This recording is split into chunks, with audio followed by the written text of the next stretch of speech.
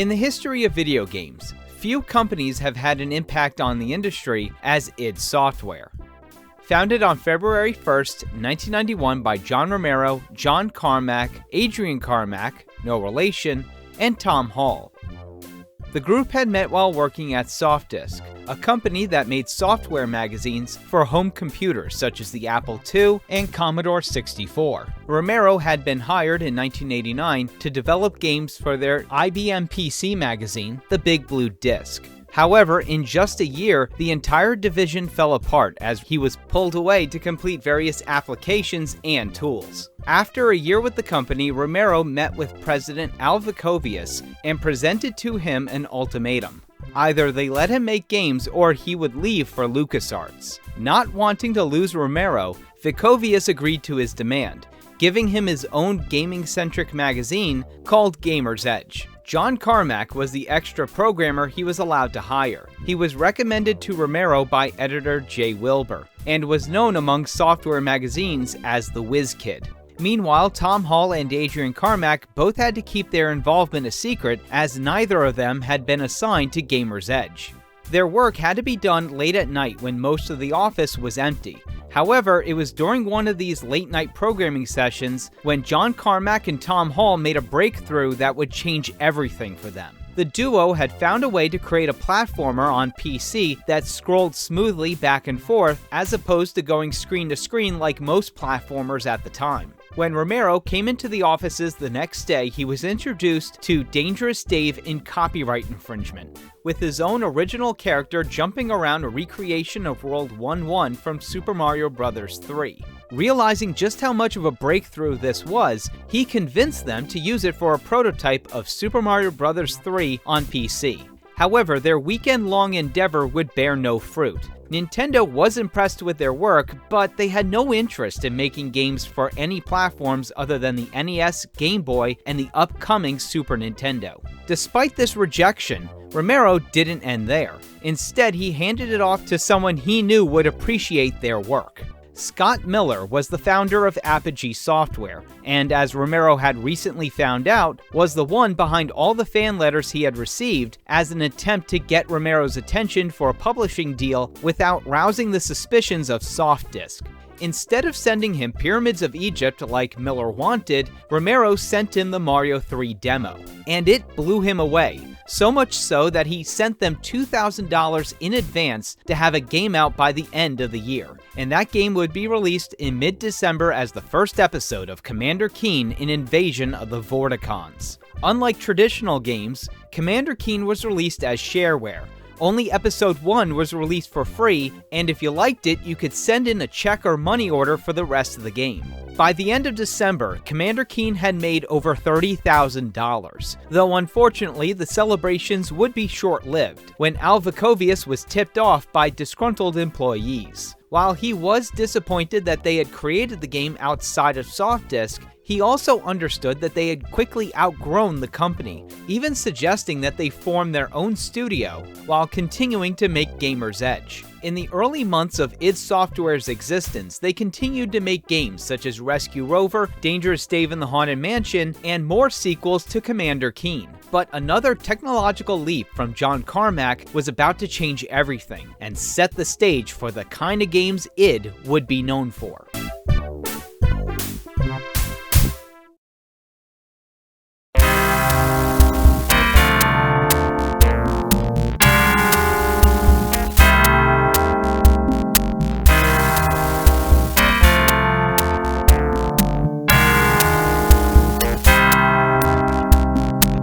Since the late 80s, Carmack had been experimenting with 3D graphics. While it was possible for PCs at the time to generate 3D polygons, the performance was very poor. Many games suffered from low frame rates, though some tried to alleviate this by putting the gameplay in a smaller window. In between episodes of Commander Keen, Carmack had figured out a way to generate 3D graphics on an IBM PC while using as little processing power as possible to keep a consistent frame rate. The result was Hover Tank 3D. Though it didn't make much of a splash in the industry at the time, it would go on to influence all of id's future titles. A few months later, Romero heard from friends of his at Blue Sky Productions about a new game they were working on in the Ultima series that would use texture mapping. When John Carmack caught wind of this, he decided to do the same to the Hovertank engine and use it for a remake of one of his old Apple II games. Catacombs 3D beat Ultima Underworld by 4 months, and despite its limited 16-color palette, it ran much faster than Ultima Underworld's 256-color engine. It was during Catacombs when the rest of id Software realized the potential of Carmack's engines. Even though they had already begun development of the next Commander Keen game, it would end up getting cancelled in favor of another first-person shooter. While they had thrown around various ideas, the one that they keep coming back to was a favorite of theirs from the Apple II, Castle Wolfenstein by Silas Warner. There had been a sequel in the mid-80s, but the series had remained dormant ever since Muse Software declared bankruptcy. When they realized the trademark on Wolfenstein had lapsed a few years earlier, they snatched it up and began work on a full remake. John Carmack also took this time to upgrade his hardware from an IBM PC to a $8,000 NextStation Color PC. The power boost upped the color count to 256, a massive leap from the 16-color EGA graphics they had all been used to. id Software also welcomed 3 new members. Jay Wilbur finally made his way over to the company, now as CEO. Kevin Cloud took over as assistant artist, and Robert Prince, who had done music for both Commander Keen and Catacombs 3D. id had originally pitched the remake to Sierra Online, but when the deal fell through, they instead took it to Apogee, where it was published as Wolfenstein 3D.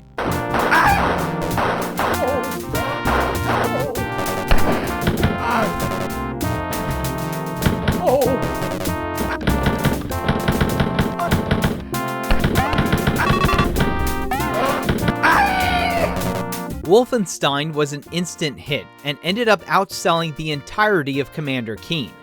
It was a defining moment and a clear indicator to id that they were headed into a direction that was far bigger than any of them could ever imagine. Between the development of Hovertank, Catacombs, and Wolfenstein, id Software had moved around the entire country. They remained in Shreveport until late 1991, when they decided to move up north in Madison, Wisconsin. Of course, the harsh winters got to them before spring came, so they packed up once more and moved down to Texas, where they've remained ever since. While the rest of id had immediately begun work on the follow-up, The Spear of Destiny, Carmack was already busy working on the new engine. However, with constant distractions at their offices, he locked himself in his own apartment for several weeks.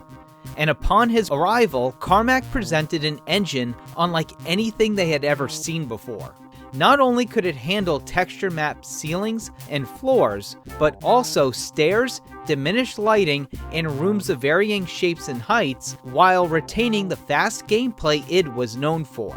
Everyone at the studio saw it as the future of gaming. But there was just one problem. They didn't know exactly what kind of game they wanted to make with it. Tom Hall had suggested a new Commander Keen trilogy, but the others had already moved on from the character in that the engine needed something special and new. Another idea was to make a game based on one of their favorite films, James Cameron's Aliens. However, they backed off the idea over fears that 20th Century Fox would not give them creative control. Ultimately, it was Carmack who gave them an idea that would stick. When they weren't making video games, the boys from id were playing Dungeons & Dragons. Carmack thought back to one of their campaigns when their party were introduced to a book called the Demonomicron. The Forbidden Book was created by Carmack and allowed its wielder to summon demons. Romero's character had gained control of the book, and Carmack felt that he was being too reckless with it, so he presented a challenge. The devil himself appeared before Romero and offered him anything he wanted in exchange for the book. Romero agreed, giving it up for the Daikatana, a powerful weapon that could wipe out whole armies with a single slash. However, this turned out to be a poor decision. The devil immediately began using it to summon demons all across the globe, destroying the planet and wiping out the party in the process. This idea, combined with the Space Marines from Aliens and a bit of morbid humor from Evil Dead 2, was exactly what the studio was looking for. When they were trying to come up with a name for this new game, Carmack came up with one based on a line from the 1986 Tom Cruise movie, The Color of Money. What you got in there? In here?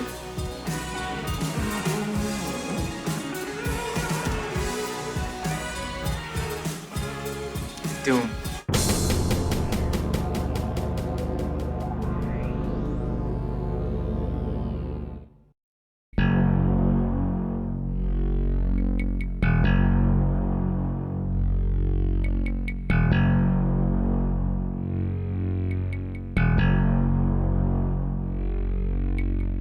Doom was set to be id's most ambitious title.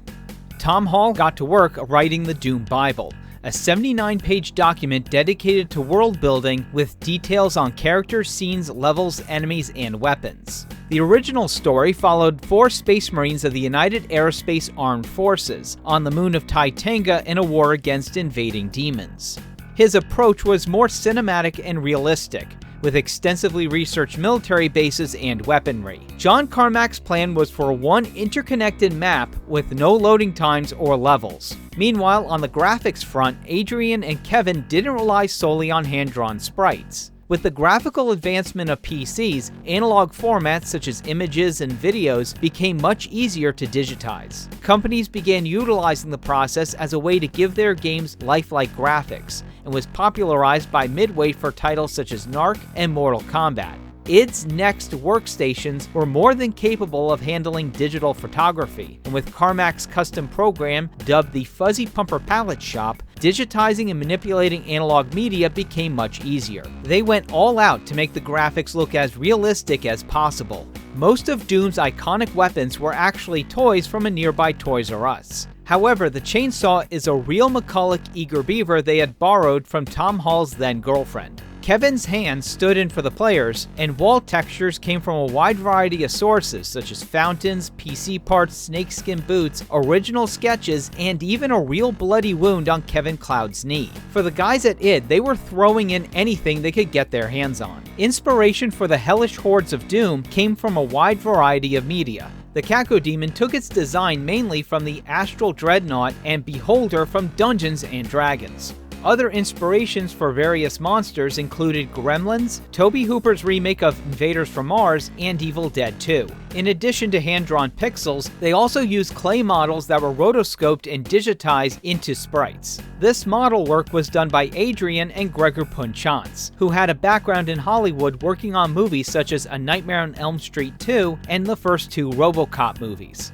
On his recommendation, his father, Don Ivan Punchance, was commissioned to do the front cover. He had a history working as an illustrator for a wide variety of magazines such as Heavy Metal, Playboy, and National Geographic. One day, he came into the offices with a male model to find the right pose. But none of them were really striking. That was until Romero, in frustration, took off his own shirt and struck the pose he wanted, as the male model reached out and grabbed his arm. The result was an iconic image that has been referenced and parodied for over 30 years. Robert Prince wanted a more cinematic soundtrack to fit in with Hall's original vision, but Romero completely disagreed, wanting a heavy metal soundtrack and sending Prince several metal CDs from his own collection.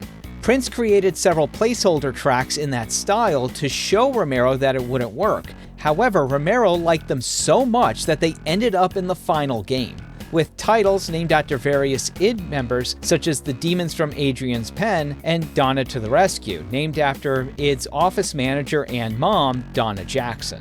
Version 0.2 was completed in early February and sent to beta testers, with later alphas released to the press and industry professionals throughout the spring. As the development cycle went on, Doom went through a radical change. Carmack had turned away from the open world concept as it wasn't feasible, and the rest of id wanted a more fast-paced shooter similar to Wolfenstein. However, Hall didn't like the direction the project had taken. His Doom Bible was built around the open world concept, and he had put extensive focus on realism with level designs that mimicked military bases.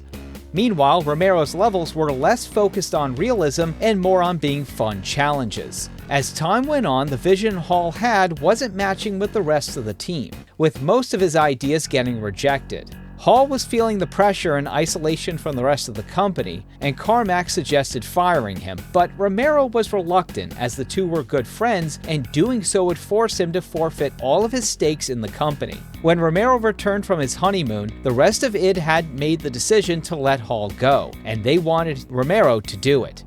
With mounting pressure from the id staff and to get Doom done, Romero agreed to fire him, planning to do it over dinner at his house, but they had such a good time that Romero didn't have the heart to tell him. That's when the rest of the team stepped in. A company meeting was called, and in one shot he was let go with a unanimous vote. Hall wanted to defend himself, but realizing this was for the best, he resisted the urge and agreed to leave. Thankfully, his friend Scott Miller at Apogee was more than willing to give him work, where he would go on to create the cult classic Rise of the Triad. With Hall gone, it needed someone to fill in his space. That's when Kevin Cloud came across the resume of Sandy Peterson. Sandy had quite a history in games, creating the Call of Cthulhu pen and paper RPG and working at Microprose, where he worked on titles such as Sid Meier's Pirates, Civilization, and Darklands. After being laid off for 5 months, Peterson was able to get an interview with id at the behest of a friend. He was a huge fan of Wolfenstein 3D, and the rest of id were impressed with his past work, bringing him onto the project 10 weeks before launch. His map-making skills were not only impressive, but also very fast, almost rivaling Romero. And while he got along with everyone else at the studio, Romero had just one reservation. Sandy was a lifelong member of the Church of Jesus Christ of Latter-day Saints, and Romero was worried that a game with such demonic imagery would offend him. To his surprise, Sandy had no problems with the game's theme. In David Kushner's book, Masters of Doom, Peterson was quoted as saying, "Don't worry, I have no problems with the demons in the game, they're just cartoons, and anyway, they're the bad guys." Peterson would go on to design over 19 levels, some of which were built on concepts first started by Hall. Of course, Sandy wasn't the only new face at id. Recent college graduate Dave Taylor was hired as a programmer. His work mostly involved writing code for various aspects of the game, such as the HUD, screen transitions, the auto map, and most importantly, the cheat codes, one of which, IDDT, includes his own initials. At the same time, Sean Green had left his job at Apogee for id Software working as tech support. As 1993 was coming to an end, so was work on Doom. Carmack had discovered a new way to render levels in sections with binary space partitioning, which Doom was desperately going to need, as even Carmack's very own next station would slow to a crawl every time he tried to load a map. He had also developed a brand new system that condensed the entire game into a single file he called a WAD, which stands for Where's All the Data, a term coined by Tom Hall just before he left. Unlike their previous games, id would handle the publishing for Doom. They knew that this was something big, and they didn't want anyone else to get their hands on it. However, it would still be sold via shareware. id would try something a little bit different for Doom. Publishers that sold retail versions of Doom shareware would be allowed to keep the profits. But of course, that was just episode 1. If you wanted the full Doom experience, you would have to order a registered version directly from id. Just as Doom was coming to completion, they realized it was missing a key feature they had promised all the way back in the beginning of the year: multiplayer. Online co-op had been mentioned in the original press release when they were still following Tom Hall's original plan. But with the game taking such a radical departure, Romero had a different idea. He envisioned players shooting at each other with rockets and shotguns. Inspired by the massive popularity of fighting games such as Mortal Kombat and Street Fighter II, Carmack was able to set it up in just 2 weeks, with everyone in the office playtesting it during downtime. And it was during these sessions that Romero coined the term deathmatch. But as the id offices were trading gunfire in a interactive hell, members of the video game industry were meeting in Washington, D.C. for a hearing on violent video games. The session was only chaired by 3 senators: Joseph Lieberman, Herbert Kohl, and Byron Dorgan. For 3 hours, they grilled representatives from Nintendo, Sega, and the Software Publishers Association on what they viewed as excessive violence in video games. In conclusion, the senators gave a warning to the industry that if they didn't clean up their act, the government would step in. However, little did they know that 24 hours later, in Mesquite, Texas, id Software was getting ready to launch Doom over a BBS hosted by the University of Wisconsin-Madison. However, a small problem had delayed the game by a few minutes. The BBS was already full of gamers waiting in anticipation. id was having trouble getting into the BBS, and every time the administrator, David Data, kicked someone out, someone else would come in and take their place. So in order to release it, they had to kick everyone out of the BBS, and when all was clear, Jay pressed enter and unleashed Doom upon the world. Gaming would never be the same again.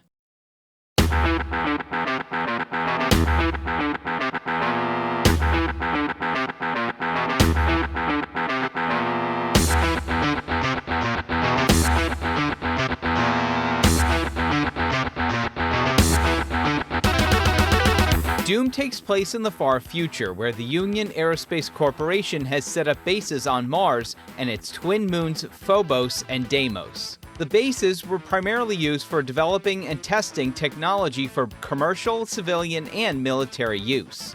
Players followed an unnamed space marine who had been sent to the base as punishment for assaulting a superior officer after he was ordered to shoot unarmed civilians. Though the character was unnamed in the original manual, the Doom novels gave him the name Flynn Taggart, while the Doom RPG referred to him as Stan Blazkowicz. However, fans have referred to him as Doom Guy, and the name has stuck ever since. As Doom Guy was wasting his time at the nuclear waste facility on Mars, the test facilities on Phobos and Deimos were testing brand new teleportation technology. But as fate would have it, the experiment would go horribly wrong, opening a portal directly to hell and flooding the base with demons. Anyone who survived the carnage was turned into a possessed zombie. Doom Guy's squadron received a distress signal from Phobos, but all contact with Deimos was lost. Upon their arrival, Doom Guy was ordered to stay behind, as the rest of the team began looking for survivors. Unfortunately for them, they too would become victims of whatever was lurking on the Phobos base. After hearing his friends being slaughtered over the radio, Doom Guy armed up and headed into the base himself, with only 2 missions: kill whoever attacked his friends, and find a means of escape. The foundation of Doom was built upon its prior shooters. Labyrinthine levels were filled with hallways and corridors of varying shapes and sizes, as well as outdoor areas, which was new territory for id. Of course, if players got lost, they could always trust their auto map, which filled in as you discovered new areas. Unlike Wolfenstein or Hover Tank, you were no longer playing for points. In fact, there were no item pickups other than those that were necessary for playing the game, such as health, ammo, and armor. Instead, your main goal was to simply get to the end of the level without dying, at the end of which it would tally how many items, enemies, and secrets you found.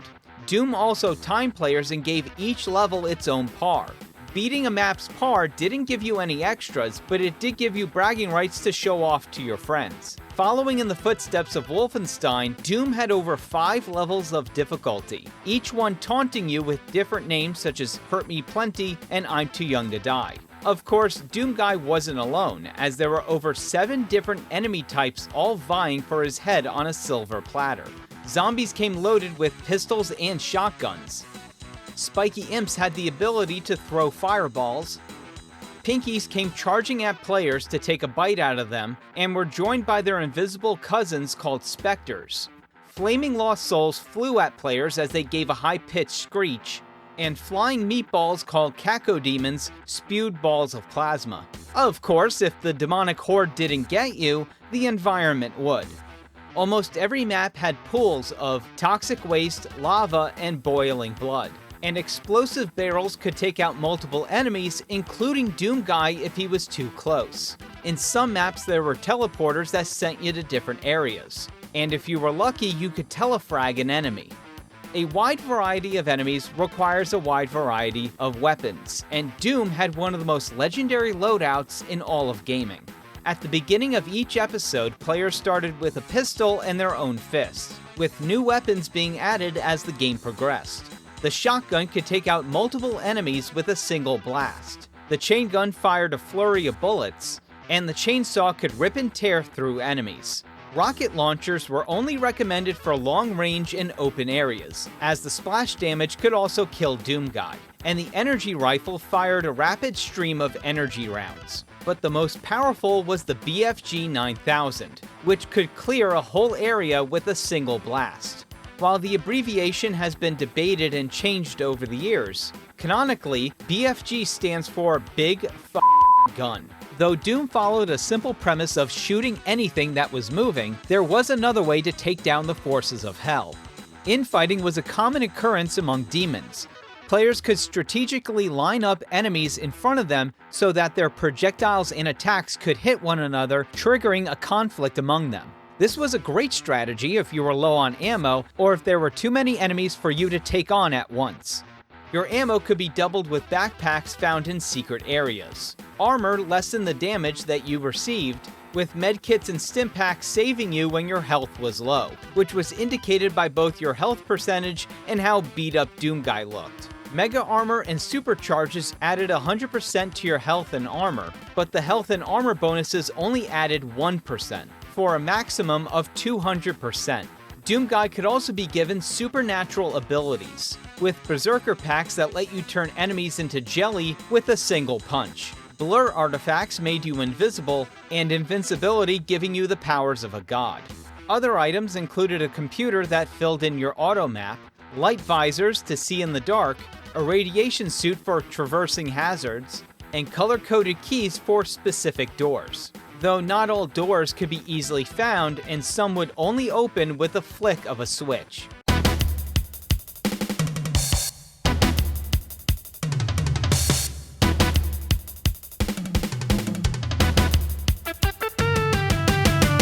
Doom was split up into 3 episodes. The first, Knee Deep in the Dead, was the only one playable in the shareware version. It took place entirely on Phobos, and ended with a fight against 2 Barons of Hell, red demons that flung out green plasma. Defeating them opened a portal directly to the Deimos space, but it was a trap and Doomguy appeared to be killed. However, Episode 2, The Shores of Hell, picked up afterwards where Doomguy found himself in the missing base. The episode extensively used environmental storytelling, with rooms going from futuristic metal corridors to halls of stone and demonic effigies. As players progressed, the map showed a building being constructed, which was revealed to be the Tower of Babel, home of the second boss and the largest enemy in the entire game, the Cyber Demon. With a rocket launcher for an arm, the creature was intimidating, though not invincible. But its defeat also showed Doomguy what caused the communications blackout. Doomguy and the entire moon of Deimos was floating over Hell itself. With no other options left, Doomguy realized his only way out of Hell was to go through it in Episode 3, Inferno.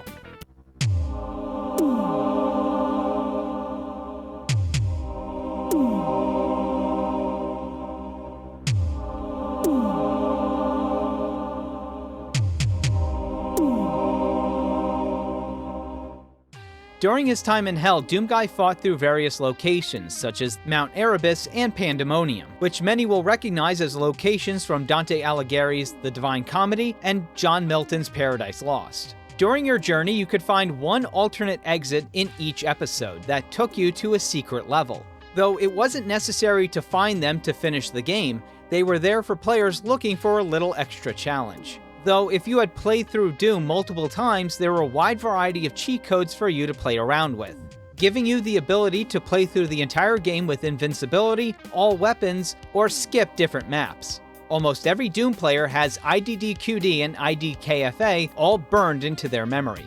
As expected, Doomguy's journey ended at the city of Dis, where the spider mastermind that launched the invasion was waiting for him.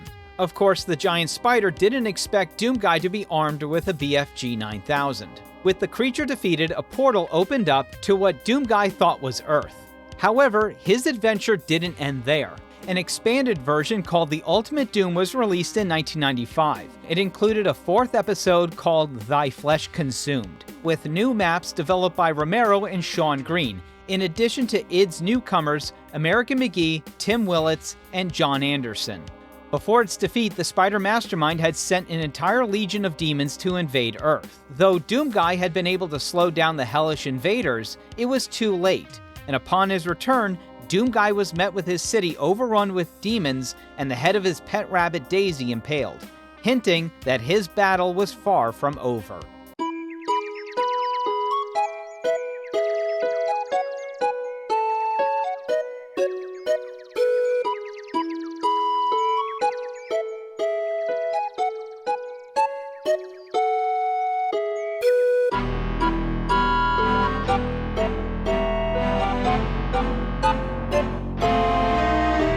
When you weren't mowing down the forces of hell, you could blow up your friends in multiplayer deathmatch.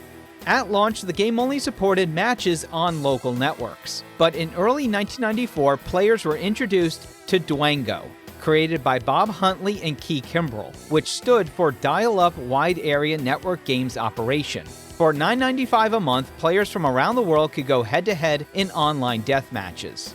It was the first time such a service ever existed for a first-person shooter, though it wouldn't become an industry standard until Quake in 1996. To say Doom was a success would be an understatement. Within a few hours, Doom's shareware had been downloaded over 100,000 times, surpassing any game in the history of id. The release eventually crashed the university's entire network, however they weren't the only ones. In its 1993 press release, id promised that Doom would be the #1 cause of decreased productivity around the world, and that's exactly what happened.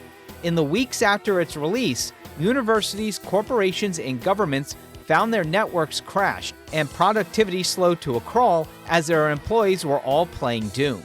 The id offices were even more chaotic as orders for registered copies flooded the building.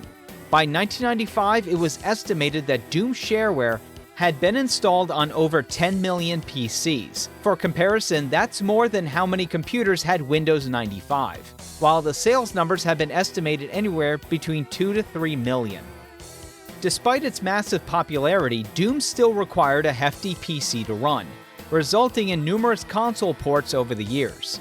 Doom first made its way to home TVs on the Sega 32X and Atari Jaguar in 1994, and on the PlayStation and Super Nintendo the following year. It was later ported to the 3DO, Sega Saturn, Game Boy Advance, and the NEC PC-98. However, due to the limitations of hardware, they released with setbacks such as missing levels, textures, and enemies. Console owners wouldn't get an uncompromised port until the original Xbox as part of Doom 3's limited collector's edition. The Xbox 360 and PlayStation 3 saw a standalone release and bundled with Doom 3's BFG edition. To celebrate the series' 25th anniversary in 2019, it was brought to the PlayStation 4, Xbox One, and Nintendo Switch. Then in 2024, a brand new release was brought to every platform, including, for the first time, the PlayStation 5 and Xbox Series X. While the previous version was based on Unity, this new one is built on the Kex engine, created by Night Dive Studios. Though Doom started out on DOS, it didn't remain there. In 1997, Carmack made the source code available to the public, which fans have used to create a wide variety of source ports, making Doom playable on nearly every operating system released. This fascination with running Doom on anything with a processor has spawned a whole slew of attempts to get it playable on anything from ATMs, fridges, graphic calculators, thermostats, and even pregnancy tests. If it has a screen and a processor, then you can be sure that the question on every modder's mind is whether it can run Doom. The various ways to play Doom is enough to even rival Tetris and Pac-Man. Thankfully, it was only the start of a brutal journey, and gamers wouldn't have to wait long for a sequel.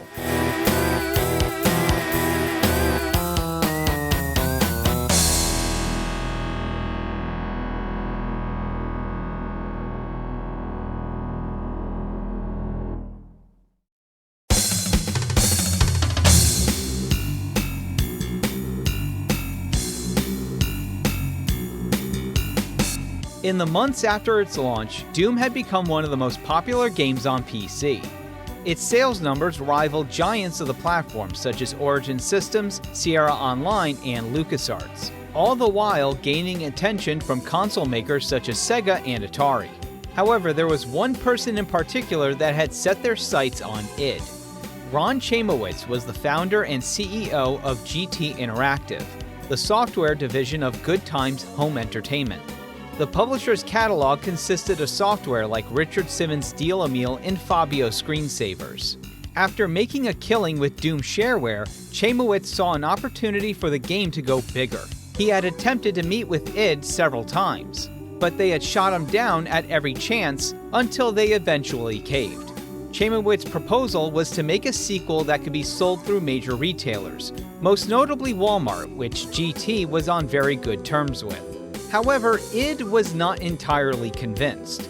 Spear of Destiny had been a retail exclusive, but its sales performance was poor compared to Wolfenstein and the shareware model. Id reluctantly agreed, but only under certain conditions. They had to retain creative control, ownership of the IP, and their logo had to be prominently displayed on every box. Thankfully for id, Chamowitz was more than happy to comply, with GT agreeing to commit $2 million in marketing. Much like Spear of Destiny, the sequel to Doom would reuse the same engine and assets as its predecessor, while adding new weapons and enemies. During the entirety of 1994, everyone at id was focused on the sequel, except for Carmack, who took this opportunity to begin work on their next engine. The core members of Doom returned with newcomers American McGee and Sean Green. Enemies that were meant to be in the first game were added to the sequel, and brought to life using the clay model process done by Gregor Punchans. Artist Julie Bell had originally been commissioned to do the box art, but when the team were unsatisfied with her work, they instead commissioned another piece by Gerald Brom, and it would be just as iconic as its predecessor. A launch event was held in New York City at the Limelight, a nightclub housed inside the former Church of the Holy Communion, located on the corner of 6th Avenue and West 20th Street. Doom 2 was officially released on October 10, 1994.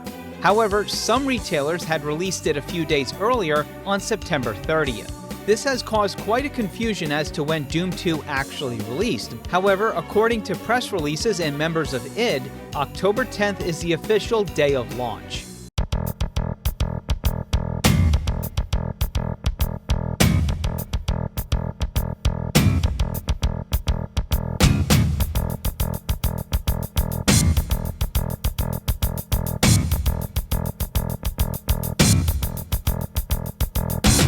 Following the events of Doom, our hero returned to Earth, only to find that the armies of Hell had already opened up more portals and commenced their invasion of the planet. Most of the population had either been killed or turned into zombies, with the only surviving humans huddled in spaceships waiting for a chance to escape. However, with the starport surrounded by demons and almost all the Marines slaughtered, only the Doom guy alone could free the humans and take on the hordes in a global war against Hell itself. Since Doom 2 was a retail product, it wasn't necessary to split it into multiple episodes. Maps displayed a far more advanced degree of design with giant areas and structures, pushing the engine beyond what it was capable of at the time.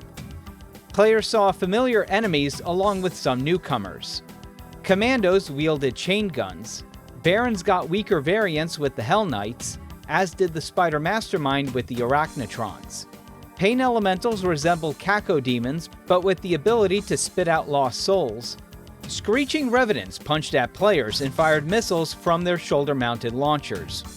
Obese Mancubi had their arms replaced with dual flamethrowers, and Archviles could set you on fire and resurrect fallen demons. Despite these new enemies, only one new weapon was added to the arsenal. The double-barreled Super Shotgun required more shells than the regular shotgun. However, it did triple the damage with a satisfying reload sound. Also new were supercharges that maxed out your health and armor to 200%. Maps ran the gambit from straightforward areas based on Earth structures such as starbases, cities, and suburbs, though not all of them were serious. Others were fun diversions that challenged player skills with tongue-in-cheek names such as Barrels o' Fun and Tricks and Traps. though some did trick players such as the aptly named Gotcha, which had them fighting against a cyber demon and a spider mastermind in one giant room. The number of secret levels were lowered to just 2, but they were a real treat for fans of Wolfenstein and Commander Keen.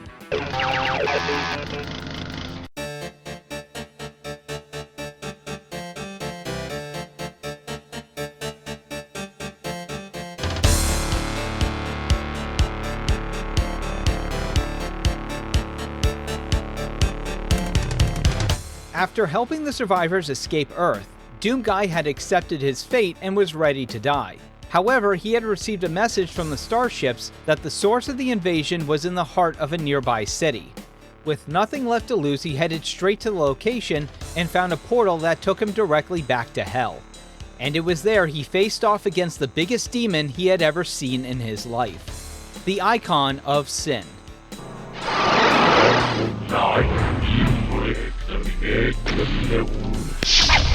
The battle required players to shoot rockets into the creature's exposed brain. This involved climbing platforms and hitting a switch to raise a pedestal before the beast as enemies of every type teleported in to stop you. But there was another and much easier way to fell the beast. Typing in no clip during gameplay would let you go through walls, and right behind the icon was a secret area that housed the true boss of Doom 2. The severed head of John Romero. This was hinted at the moment players entered the arena, as the demonic voice you heard was that of John Romero's heavily distorted and played backwards.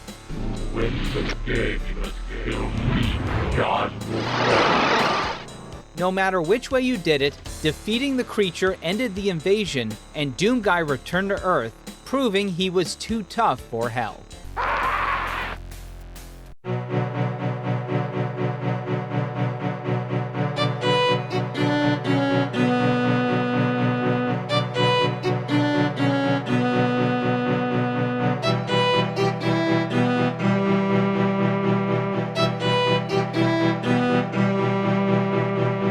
Much like its predecessor, Doom 2 was both a critical and commercial success, selling over 2 million copies at launch. At the time, it was the largest launch in its history, and that was on display in stores, as it was sold out with pre-orders going unfulfilled for months. Doom 2 later made its console debut a little while after, as it shared a disc with its predecessor for the PlayStation and Sega Saturn. It was later brought over to the Game Boy Advance and included with the Doom 3 Limited Collector's Edition for Xbox, and later with Doom 3's BFG Edition in 2012. Doom 2 would also receive standalone releases for the Xbox 360, Nintendo Switch, Xbox One, PlayStation 4, and many PC operating systems. The 360 version, developed by Nerve Software, added a new episode called No Rest for the Living, which has since been made available as a free add-on for all modern versions. In 2024, it was given another re-release, this time for the PlayStation 5 and Xbox Series X, alongside its older brother. And included was a brand new expansion called Legacy of Rust. The 16 maps were split up into 2 episodes, created by id Software, Night Dive Studios, and Machine Games, with new enemies, some of which were based on unused sprites for the original Doom. This time, Doomguy returned to Hell as the UAC established a new base and accidentally reawakened an ancient evil. Doom 2 could have been a simple rehash, but it took the foundations of the first game and pushed the engine to its limits. By the time it was finished, id was ready to move on and pass the torch down to the modding community.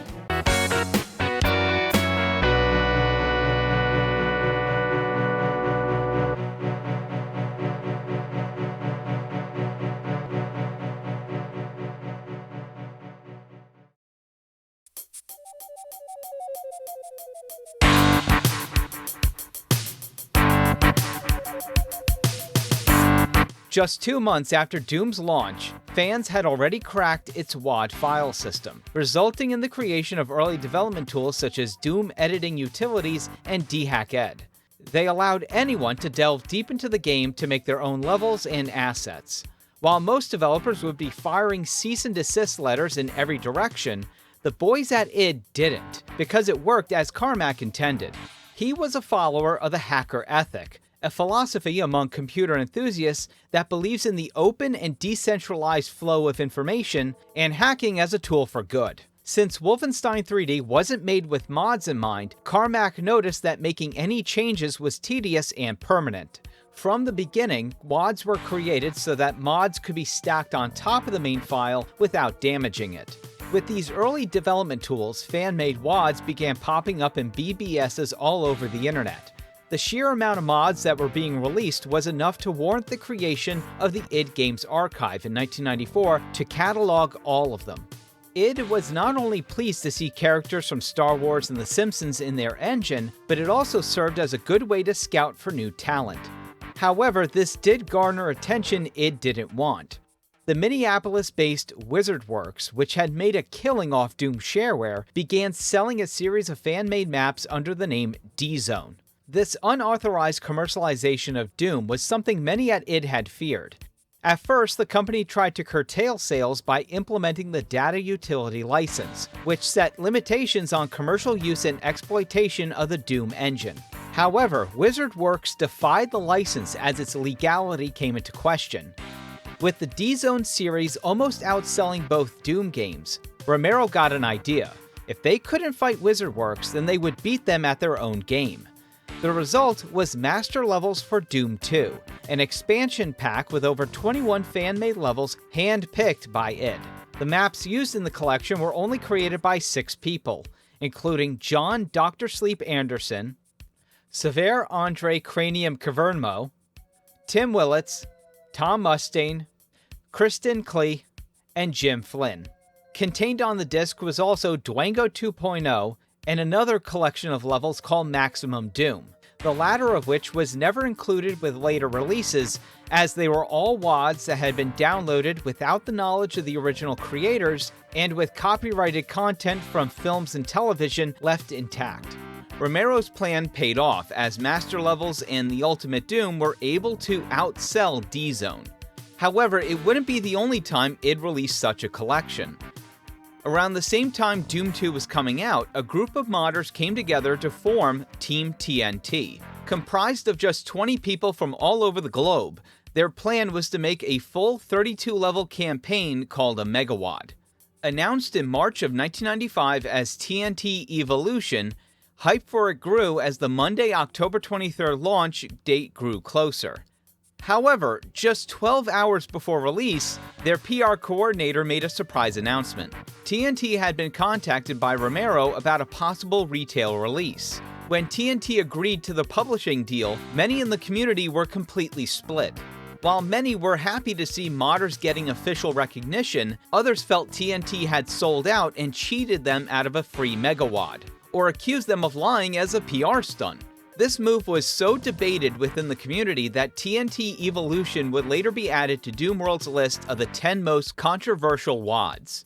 As Evolution was getting ready for its retail release, 2 of TNT's members, Mario and Dario Casali, had contacted American McGee and sent him a few of their own levels. Impressed with their work, McGee and the rest of id decided to let them make a companion Megawad to go alongside Evolution. A third Megawad by Tom Mustaine was initially offered, however it missed the development window and was later published by WizardWorks. To commemorate this as id's swan song for the Doom engine, both campaigns were released as Final Doom on June 17, 1996.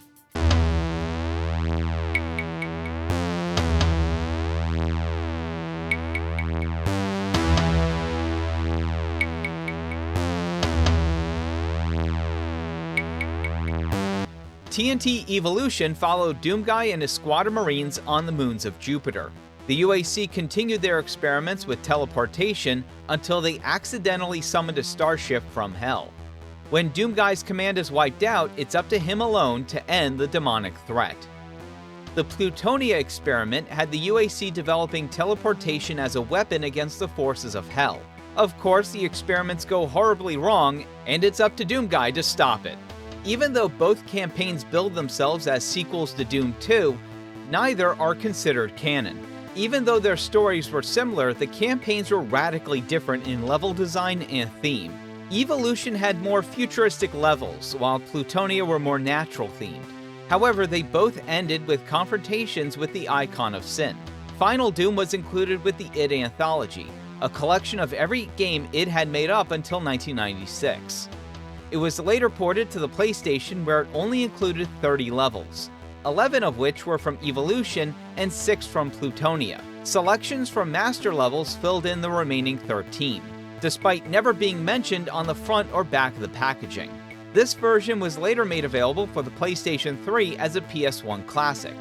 Both campaigns were later offered as free add-ons to the 2019 release of Doom for modern platforms, and later included with the 2024 re-release of Doom 1 and 2. After Final Doom, Team TNT would continue for a number of years, releasing new megawads and developing the source port Boom. However, as the years went on, many in the group began dropping out until 2008, when they officially disbanded. While many would continue to make maps, others went on to have careers in the industry. Dario Casali was hired as a level designer for Valve, working on series such as Half-Life, Left 4 Dead, Team Fortress, and Portal. His brother Milo would also work on other games such as Bully, Resident Evil Operation Raccoon City, and Watch Dogs Legion.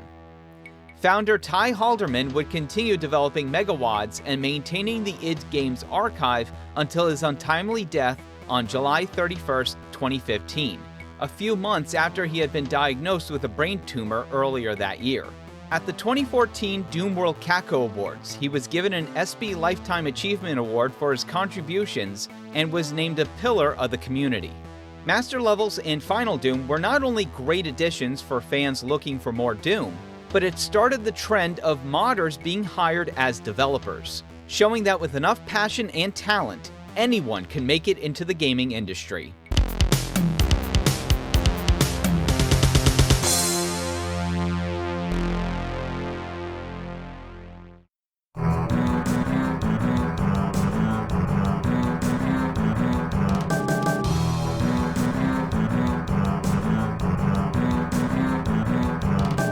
While Doom was setting sales charts on fire, it still required a beefy PC to run it.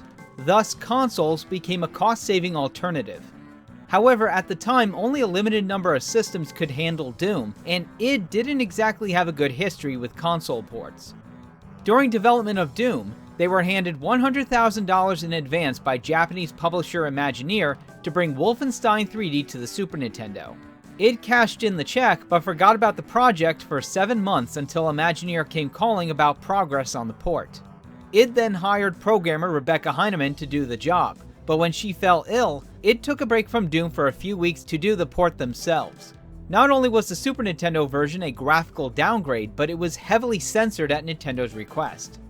Thankfully for id, Doom's console versions would be done by Sega and Atari, with Carmack supervising on both projects. Though the Atari Jaguar version was the first in development, the Sega 32X port saw a release first. While they retained aspects and violence from Doom, they were heavily compromised for their platforms. The 32X version was not in full screen, only had 17 of Doom's original 27 levels. The music was horrendous and enemies could only face forward. The Atari Jaguar version fared better, as it was a passion project of Carmack's, retaining most levels and even including multiplayer through the system's JagLink modem, though the soundtrack was completely missing. As Doom was hitting consoles, and Doom 2 was getting ready for release, Jay Wilbur received a call from an old friend, Byron Cook, a business manager at Williams Entertainment. Seeing the success id had with Doom, Cook saw the potential for a port to Nintendo's upcoming system, known at the time as the Ultra 64. Tech demos showed it would be more than capable of running Doom. However, Nintendo was tight-lipped on the system's specs, so work on the project would have to wait. In the meantime, Cook suggested bringing Doom to another promising platform. While Nintendo's next system was still in the works, the industry buzz was all over Sony's entry into the console market with the PlayStation.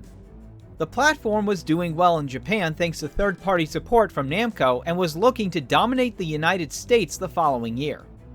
Development on Doom for the PlayStation began in mid-1995 and took only 6 months to complete. Unlike the 32X, Jaguar, and Super Nintendo, the PlayStation 1 version incorporated most levels from all 4 episodes of Doom and Doom 2, with an additional 6 exclusive to the console. for a grand total of over 54 levels. It also made extensive use of colored lighting with a more subdued and atmospheric soundtrack by Aubrey Hodges, as Williams didn't want to owe Robert Prince royalties for his original soundtrack. The PlayStation version ended up being a smash hit and received a greatest hits release. Most importantly though, it served as a lesson for the development team on how to work with the Doom engine, and by the time of its release, they were ready for the newly renamed Nintendo 64. Impressed with how Williams handled Doom, id gave them more creative control over the project and create an entirely new game in the series, originally called The Absolution. Though there were still stipulations. Id did not want it to be named Doom 3.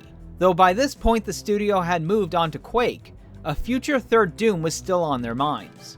Nintendo also didn't want it to be simply titled Doom, as to not confuse consumers into thinking it was just a port of the original.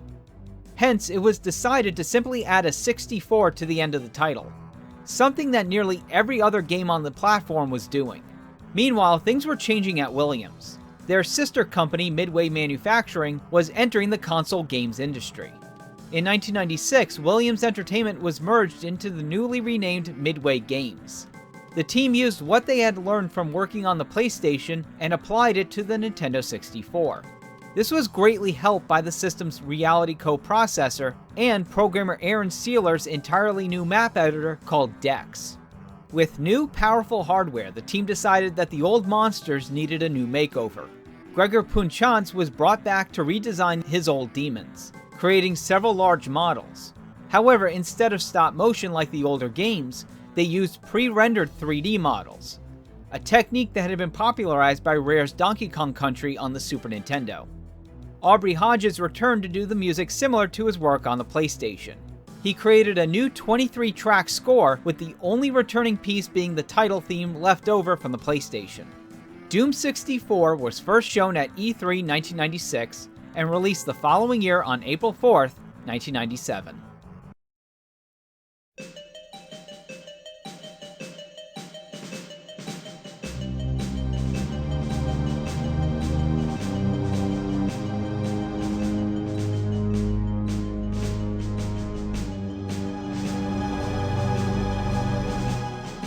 Doom 64 is set several years after the events of Doom 2.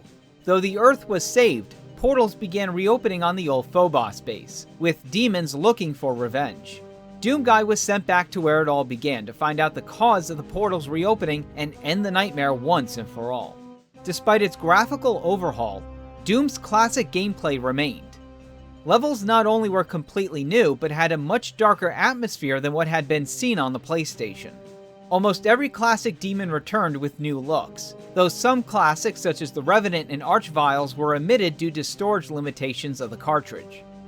In their place was a new enemy called Nightmare Imps, that were translucent but were faster than the regular ones. All weapons from Doom 2 returned with new sprites, such as the chainsaw receiving twin blades. The only new one was the Unmaker. Though it was nameless in the original version, fans dubbed it after another weapon mentioned in Tom Hall's original Doom Bible. The name would later be made canon in the game's 2020 re-release. By itself, the Unmaker was the second most powerful weapon in the entire game. However, it had a secret. In all 3 secret levels, there were demon keys that upgraded its firing rate and added 2 more beams of light. When all 3 keys were found, it became insanely powerful. However, that wasn't the only use of the keys. Upon reaching the final level, players could use them to close the 3 gates, saving valuable ammo and hastening the final boss fight. After cleaning out the Phobos base, Doomguy decided to end this by returning to Hell to face off against the Mother Demon. With the creature defeated, Doomguy realized the only way to stop Hell would be to remain there as to prevent any more invasions. Doom 64 received good reviews, but was criticized for being too dark and not in a thematic way. Many had trouble seeing where to go as the colored lighting made the environment almost blindingly dark. Gameplay was also ripped for being too similar to past games, especially since the genre had moved on to full 3D. Another criticism was its lack of multiplayer. Though the mode had been considered during development, it was left out as they thought split-screen deathmatch would look ridiculous on a 4x3 screen. Of course, they would be proven wrong with the launch of GoldenEye 64, just a few months later, especially in sales, as it lagged behind with just only 500,000, a far cry from its PC counterparts. A multiplayer-only sequel dubbed Doom Absolution was announced a few months later, but was cancelled at the end of the year.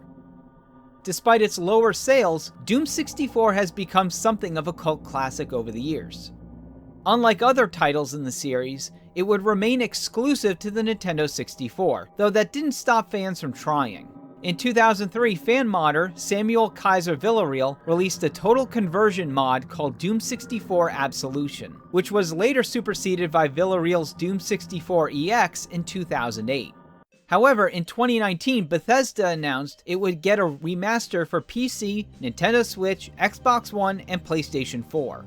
It was meant to launch later that year alongside Doom Eternal, but when that was delayed until March 20th, 2020, so was Doom 64, now being offered as a pre-order bonus. The remaster was developed by Night Dive Studios using their Kex engine, and included a new 6th-level episode called The Lost Levels. The Switch and PlayStation 4 versions received a physical release through limited run games. Doom 64 may not have been the Doom 3 fans were waiting for, but it would set the stage for the next generation of Doom. Unfortunately, that stage wouldn't be ready until the next century.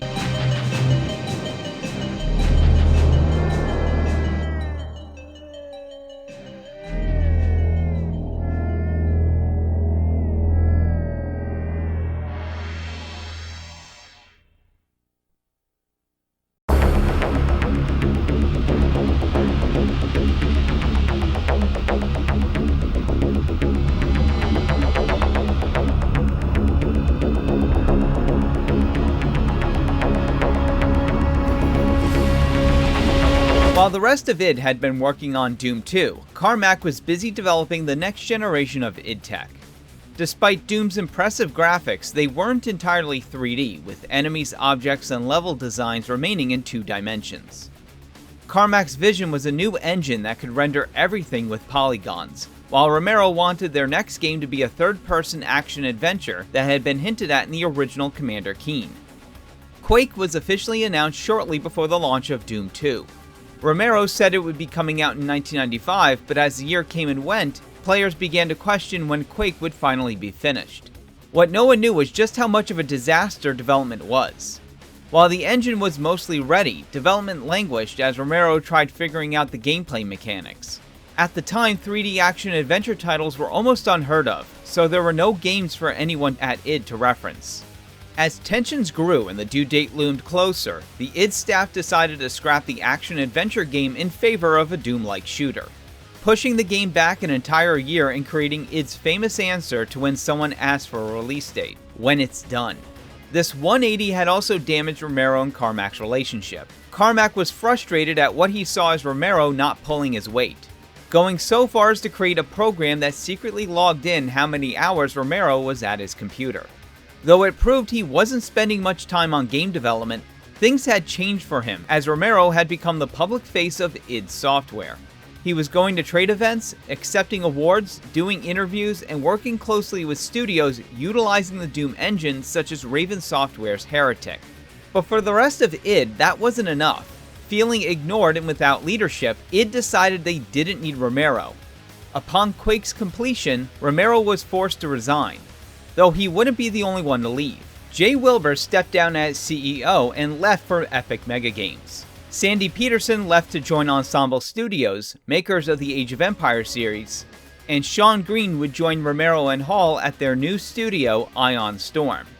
This marked the end of what fans dubbed the classic id lineup, but it also marked a new era for the company. Todd Hollenshed would take over as CEO, and id would begin development on a sequel released the following year, Quake 2.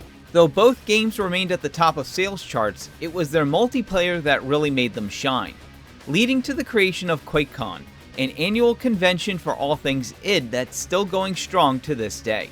The multiplayer component became so popular that it would make up the entirety of Quake 3, released in 1999. Though Quake was going strong for id, the first-person shooter genre was seeing an unprecedented boom, and they were no longer the only game in town. Duke Nukem kicked ass and chewed bubblegum in 1996, Gordon Freeman escaped from Black Mesa in 1998, and Epic Games debuted the Unreal Engine in 1999. These games not only expanded the scope of both single and multiplayer, but showed graphical advancements that had yet to be seen. Despite the competition, id were still considered kings of the PC. However, they knew that in order to remain competitive, they would have to make the next leap in technology, especially as the new generation of consoles were gearing up to be almost as equal in power to PCs of the time. After releasing 3 Quakes within 4 years, many wanted to move on to an entirely different genre. One early idea was for a multiplayer RPG called Quest, but it didn't get past the pre-production stage. On the other hand, Carmack felt the time was right for them to bring back Doom, with a full remake. But the rest of the company were mixed. They had never returned to a former franchise before, and some felt they were drawing too much from the past. All fears would be put to rest when Return to Castle Wolfenstein turned out to be both a critical and commercial success, proving that returning to the well wasn't entirely a bad idea. Early footage was shown at the 2001 Macworld Conference and Expo in Tokyo. The tech demo unveiled id Tech 4 and NVIDIA's 3rd generation of GeForce GPUs. However, it wouldn't be revealed as Doom 3 until the following E3. id's publisher Activision had set up a small 15-seat theater showing a 10-minute demo that wowed attendees, though it did cause a bit of controversy. To speed up showings, id used pre-recorded key bindings that the game would replay on a loop. This caused many to assume it was a pre-rendered movie. Rob Smith, then editor-in-chief for PC Gamer and co-chair of the E3 Critics Award, was quoted as saying, "There was a big issue at the time because what we saw was video, which didn't qualify under the rules of the E3 Awards. I told Activision that it did not qualify and they said, okay, we'll show you guys the game running in a back room. I was able to go back there and see it. Carmack was running around the same locations, we saw it running." Doom 3 would go on to win Best PC Game, Best Action Game, Best in Show, and a special commendation for graphics, sound, or innovation at that year's show. Once word got out that it was indeed running in real time, lines began to form out of the Activision booth with anywhere between 23 to 28 people per showing crammed in the mini theater. The same demo would later be shown at that year's QuakeCon, but with 4 minutes of extra footage. Despite their success at E3, there were a few problems. During the event, a stolen copy of the demo began popping up on file-sharing sites, some of which were riddled with malware. The culprit was an employee of ATI who was immediately fired. Unfortunately, the damage had been done and id ended their relationship with the company soon after. Thankfully, this event didn't affect the game in any way and development continued on. Doom 3 was more ambitious and cinematic than any game in id's history. The story was written by sci-fi author Matthew Costello, and every cutscene had to be extensively storyboarded with tools such as Maya used for animation. Nine Inch Nails frontman and Quake composer Trent Reznor had been planned to do the soundtrack and audio, but had to drop out due to scheduling conflicts. id then brought in Chris Vrenna, former drummer for Nine Inch Nails, who performed the main theme with his frequent collaborator Clint Walsh as the band Tweaker. Such careful work on the game needed extra time, forcing id to miss their 2003 holiday season target and instead shoot for summer of 2004, with Doom 3 releasing on August 3rd of that year.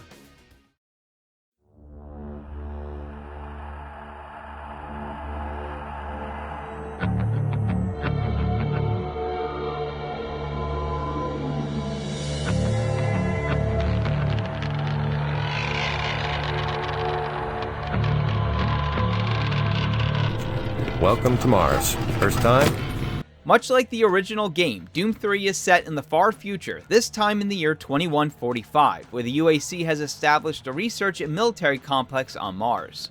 Players took control of another unnamed space marine being transferred.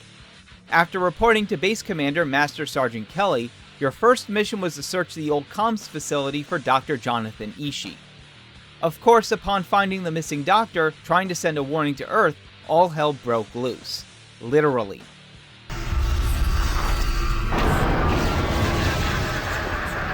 Nearly everyone in the facility turned into zombies as maniacal laughter could be heard, and Sergeant Kelly ordered all remaining Marines back to HQ.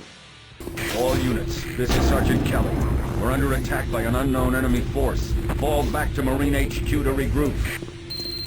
Doom 3 had a more deliberate pace, with aspects of survival horror sprinkled in. Levels were lit sparingly, giving the environments a more atmospheric feeling that made players dread what might lurk in the dark. Many of the classic enemies received complete redesigns to fit in with the new art direction. There were now several types of zombies players encountered. Unarmed zombies hid in the dark and came shambling out when players were close enough. While most were easy to take out, fat zombies required more firepower, and flaming variants moved faster. Their armed variants were no pushovers, as they could use pistols, shotguns, and machine guns. More powerful commandos came with either their classic chain guns or whipped at players with tentacle arms. Imps could now crawl on walls and perform a surprise lunge attack. Pinkies, Cacodemons, Lost Souls, Hell Knights, Revenants, Mancubi, and the Archvile were similar to their predecessors but with a complete redesign. Of course, there were a new slew of enemies to have fun with. Baby-like cherubs, twin-headed maggots, and wraiths could only perform melee attacks while trites and ticks swarmed at players. There were 2 new bosses, the Vagary and Guardian of Hell, that gave the Doom Marine quite a challenge. Almost every weapon returned with new additions, machine guns and grenades. Of course, each weapon now held a limited number of rounds that needed to be reloaded, so players had to be careful with their ammo instead of mindlessly holding down the fire button. Of course, there was another unlikely weapon, the flashlight. To keep players on edge, it was a separate item that couldn't be used while using your guns, forcing players to choose whether they wanted to see enemies or shoot them. Complex stations checkpoint. This facility was constructed. While the bulk of the gameplay was shooting, it was little features that made the game more immersive. From the moment players walked into the facility, you were given a PDA that showed you mission objectives and inventory. Throughout the facility were computers and terminals that players could interact with and download informational videos advertising weapons in development. You could also collect other PDAs containing emails and audio logs that filled you in on the moments leading up to the attack. Players that read through them also found codes for storage lockers all around the facility. Technicians should use cabinet code 396 to access them. End of log.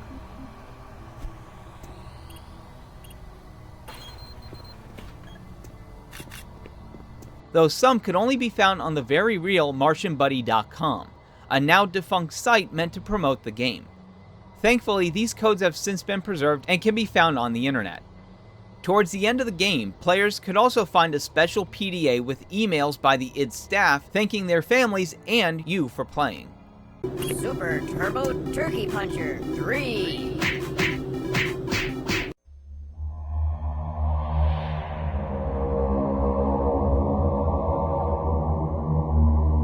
Do I need to remind you of the groundbreaking work that we're doing here? Amazing things will happen here soon. You just wait. It was revealed that lead researcher Dr. Malcolm Betruger was behind the demonic invasion. Upon learning their teleporters led directly to Hell, Betruger went in and returned safely. Though his behavior was odd, he became increasingly obsessed with the Soul Cube, an artifact discovered in ancient Martian ruins below the facility. After reports of paranormal activity on the site made their way to the higher-ups at the UAC, they sent Counselor Elliot Swan and his bodyguard Jack Campbell on the same transport as the Doom Marine. After arriving, Betruger stole the cube and went through the teleporter, causing a flood of demons to enter the base. The only way to stop him was to enter Hell and reclaim the cube from the Guardian.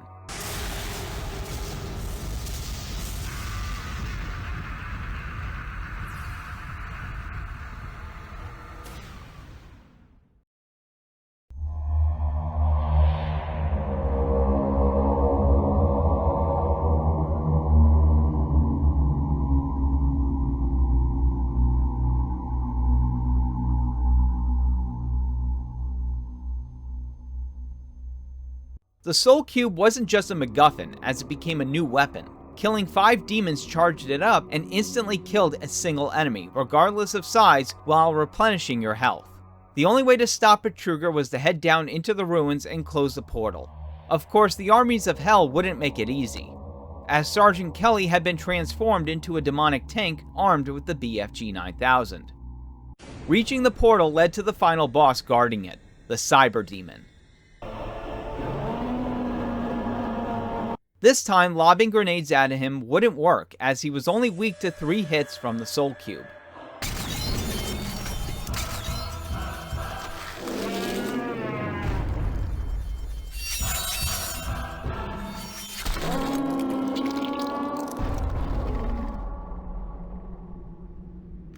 With the beast defeated, the Soul Cube entered the portal, sealing it for good.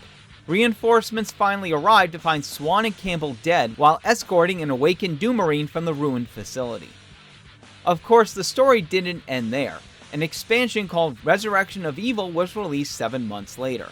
2 years after the events of Doom 3, the UAC sent a reconnaissance team to resume research and wipe out any leftover threats. The operation was led by Dr. Elizabeth McNeil, the scientist who blew the whistle on Dr. Betruger before the Mars facility went to hell. While searching the ruins, Red Team discovered the artifact, a hellish weapon that was sealed away for being too powerful. When it's touched by one of the Marines, it sent out a shockwave that alerted the forces of Hell, now being led by Betruger as the Demon Maledict. There were new enemies and toys to play with. Zombies received hazmat suits, Vulgars were faster than Imps and used the Archvile model that had been seen in the 2002 demo, Forgotten Ones replaced Lost Souls, closely resembling their classic counterparts, and Bruisers were CRT-headed behemoths. Bosses mostly came from a trio of Hellhunters, each with different abilities. The expansion saw the glorious return of the Super Shotgun, while the Grabber could be used to pick up objects and solve puzzles, similar to the Gravity Gun from Half-Life 2. The artifact itself could be used to stop time, and killing each Hellhunter added new abilities such as triple damage and invincibility. The only way to end the nightmare was through Hell itself. Though the Hell section was short, it led to a final confrontation with Betruger.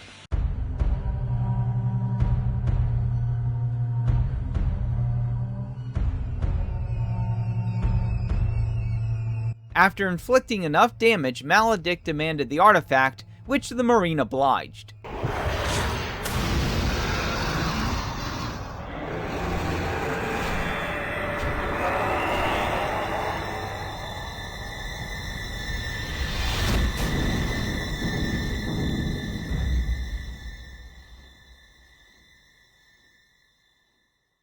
Marine? Marine, welcome home.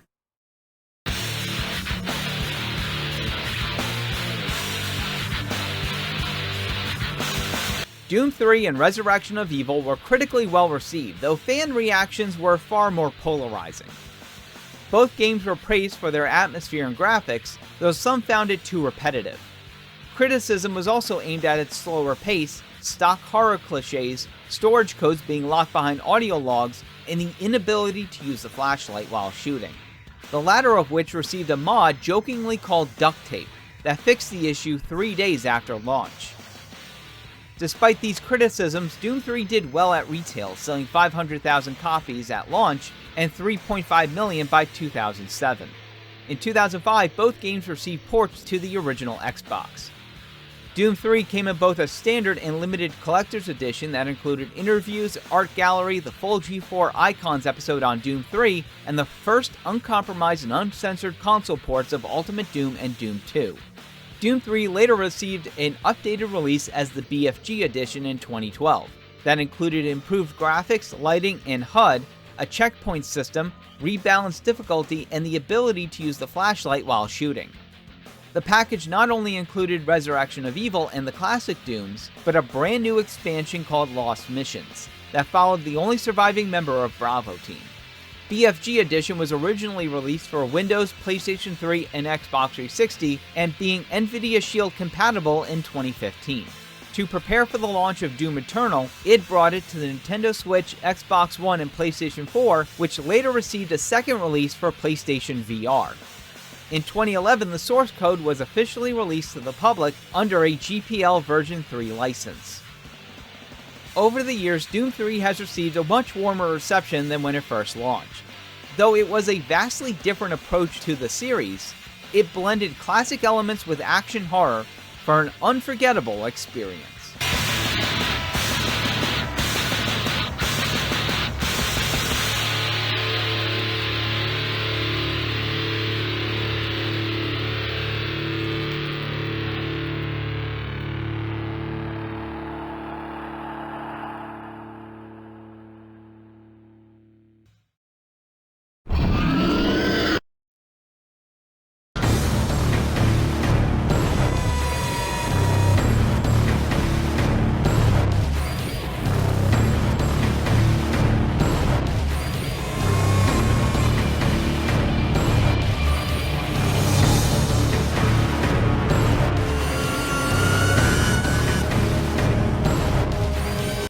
After Doom 3, id had plans for licensing out id Tech 4 much like its predecessors. However, competition from Renderware, Gamebryo, and Unreal had become preferred choices for PCs and consoles, with the latter two gearing up for the upcoming HD era. id Tech 4 would only be used for a handful of titles, including Quake 4 and 2009's Wolfenstein, both of which were developed by Raven Software, along with third-party games such as Prey and Brink. The engine had also been updated to utilize megatextures, a rendering process that involved covering outdoor environments with one massive texture. The feature would later be further carried over and expanded to its successors id Tech 5 and 6. In 2007, Carmack let it be known that they were getting ready to work on Doom 4. It wasn't formally announced until the following year in a press release, with Hollinshed later confirming it wouldn't be a sequel to 3. As usual, id was tight-lipped on the project. They promised it would be revealed at QuakeCon 2010, but had to issue an apology when it turned out to be a no-show. Even as id put all of their attention on Rage, their first original title since Quake, Carmack promised development would ramp up after it shipped. As all of this was going on, id was purchased in 2009 by ZeniMax, the parent company of Bethesda Softworks, developers of The Elder Scrolls and Fallout. As time went on, fans became increasingly worried about the state of Doom. Rumors of a troubled development cycle and supposedly leaked concept art circulated around the internet. It wouldn't be until 2013 when Kotaku posted an article documenting just how much Doom 4 was stuck in development hell. Anonymous former employees detailed issues with mismanagement and no communication. Doom 4 was planned to be a remake of Doom 2.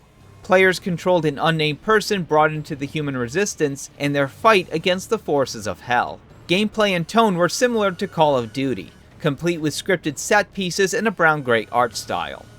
Over the years, upper management was more focused on Rage, so when that title finally shipped, id realized just how little it lived up to their expectations, and that was reflected in reviews and sales.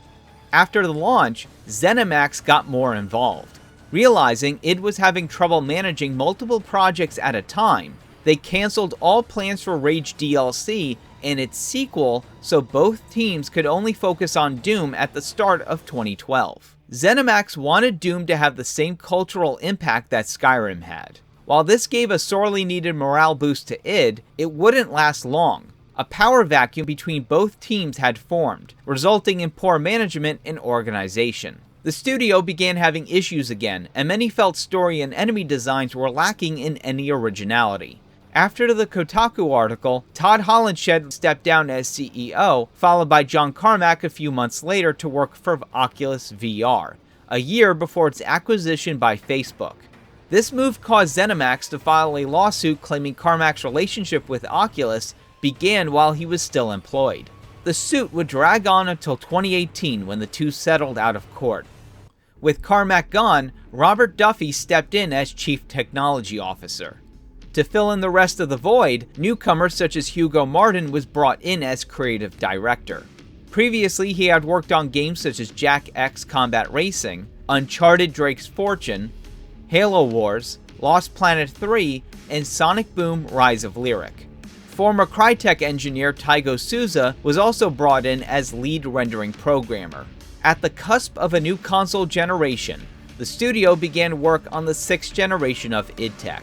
For the soundtrack, id sought out Australian composer Mick Gordon. He had previously worked with id on the soundtrack for Wolfenstein: The New Order and The Old Blood. Initially, id did not want a metal soundtrack. Gordon experimented with various synths, which made it into the QuakeCon and E3 demos. However, the public response was mixed, so portions were rewritten to add more guitars. Even with New Blood, the studio still struggled with the plot and gameplay. Original drafts made the demons more mysterious and characters questioning their origins while remaining cinematic with cutscenes of exposition. Martin suggested a change to something much more self-aware, while embracing the series' history and over-the-top storytelling. His main inspiration came from the Shane Black buddy cop comedy The Last Boy Scout, mixed in with bits taken from RoboCop and heavy metal albums. id would remain quiet on the game until E3 2014, when a teaser trailer was dropped. They promised more info at QuakeCon, where it would get a closed-door preview for a small group of attendees.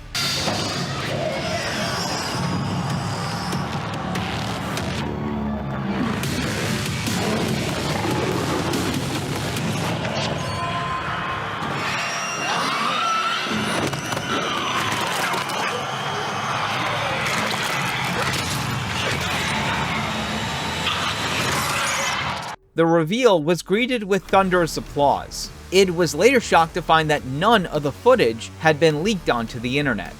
It was a clear sign from fans that Doom was in the right direction.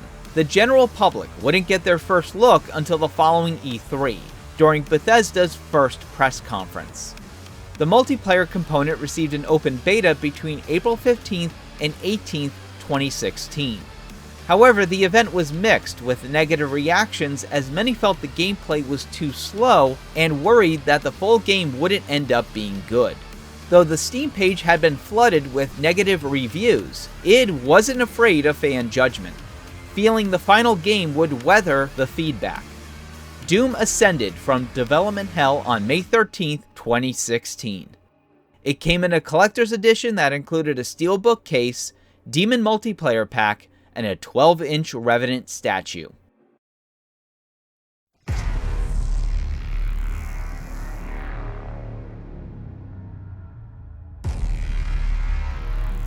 I'm willing to take full responsibility for the horrible events of the last 24 hours, but you must understand. Our interest in their world was purely for the betterment of mankind. Everything has clearly gotten out of hand now, yes. But it was worth the risk, I assure you.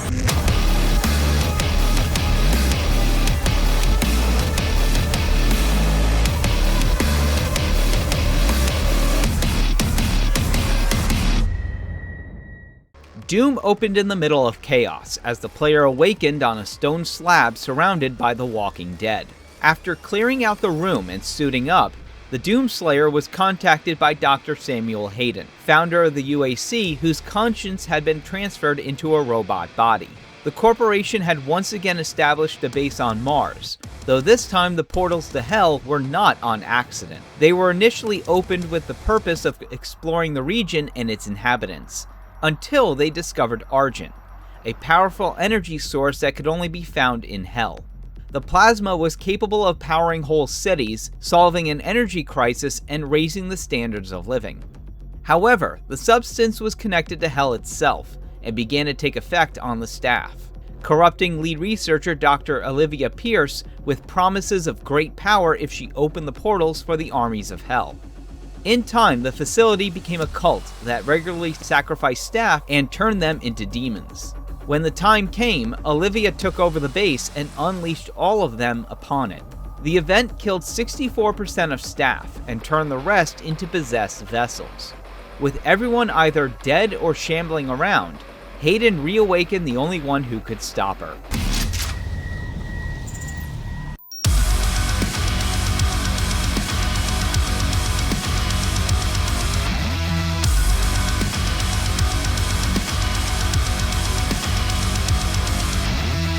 The classic gameplay of Doom returned, but was given a major overhaul.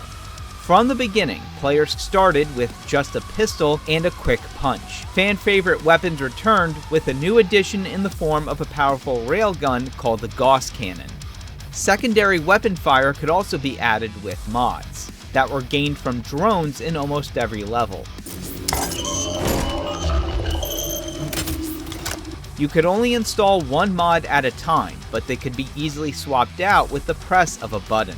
They could also be upgraded with weapon points gained from each encounter and exploring every level.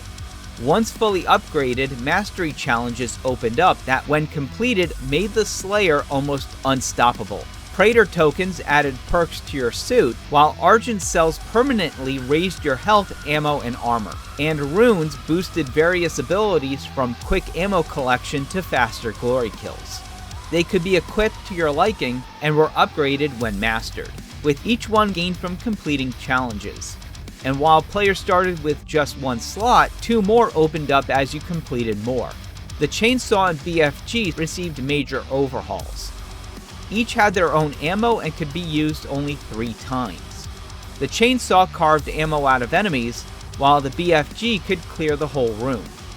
Equipment were also at your disposal that ranged from standard grenades to holograms and health-leeching siphon grenades, while jump boots added a double jump for more platform-heavy areas. There were plenty of moving targets for the Slayer. More classic Doom enemies returned, but with a few newcomers. Zombie soldiers now carried energy shields. Heavily armored Hellraisers fired deadly beams of energy.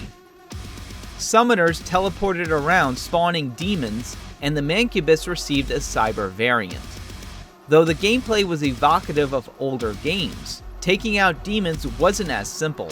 Some enemies required strategy. For example, Pinkies now had a nasty charge attack. The beast's front is completely armored, making it difficult to kill and draining ammo.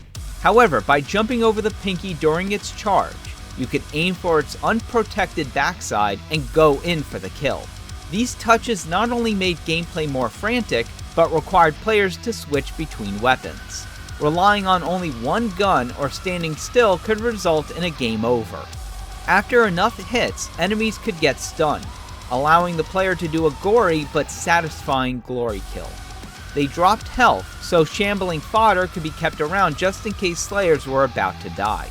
id gave this blend of gameplay mechanics the name Push Forward Combat. It kept the action flowing and made every encounter exhilarating. Welcome to the UAC.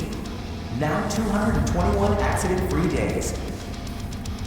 Levels consisted of platform-heavy locations at interconnected massive arenas. If fights were too much for the player, power-ups gave you quadruple damage, quick firing, invincibility, and Berserker Rage for a short period. The daunting size of every level was helped with the use of green lights that guided players where to go without feeling out of place. Exploration was a huge part of Doom, as players were rewarded for checking every nook and cranny. Little Doom guides were hidden in every level and unlocked enemy and weapon models. You could also find levers that, when pulled, played a familiar chime and opened up a small recreation of levels from Doom and Doom 2, showing just how much id Tech had evolved in the 20+ years between both games. Eagle-eyed Slayers could also find PDAs that filled in your codex, digging deeper into the lore and giving players tasty bits of information about the world, characters, and enemies of Doom. While it added more context to the events leading up to the reawakening of the Slayer, events were also depicted through in-game projections, showing the madness taking over the base and the corruption of Olivia Pierce. My sisters and brothers, be thankful. You will be the first. You will have a seat alongside them, just as I will, in what will become the new world that they create for us. Starting now. The Slayer tracked Olivia to the Argent Tower, where the hellish energy was extracted and processed. Upon reaching the top, she used an energy cell to rip open a portal, sending her and the Slayer to the Kadinger Sanctum, where the Slayer's sarcophagus had been found. Returning to Mars, the Slayer entered her office where he discovered what Olivia was really after. The Crucible, an artifact that could control the flow of Argent. The Slayer had to reach it before she did in the Titan's realm. Of course, the only way to get there was through the Cyber Demon.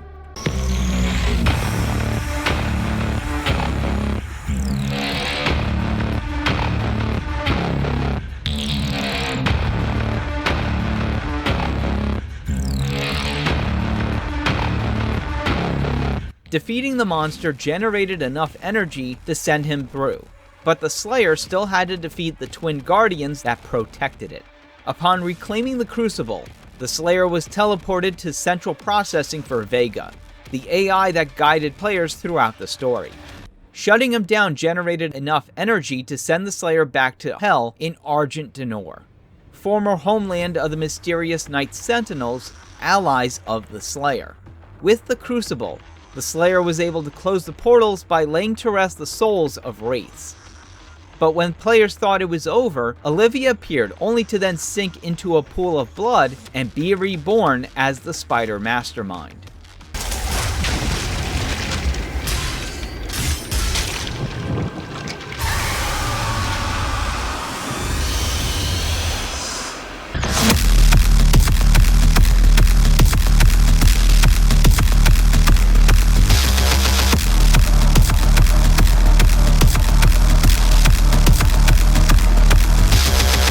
When defeated, the Slayer jammed the BFG into its mouth and put an end to its misery. Hayden used the dimensional tether to bring the Slayer back, only to double-cross him. He then took the Crucible with plans to harness its Argent for the sake of humanity.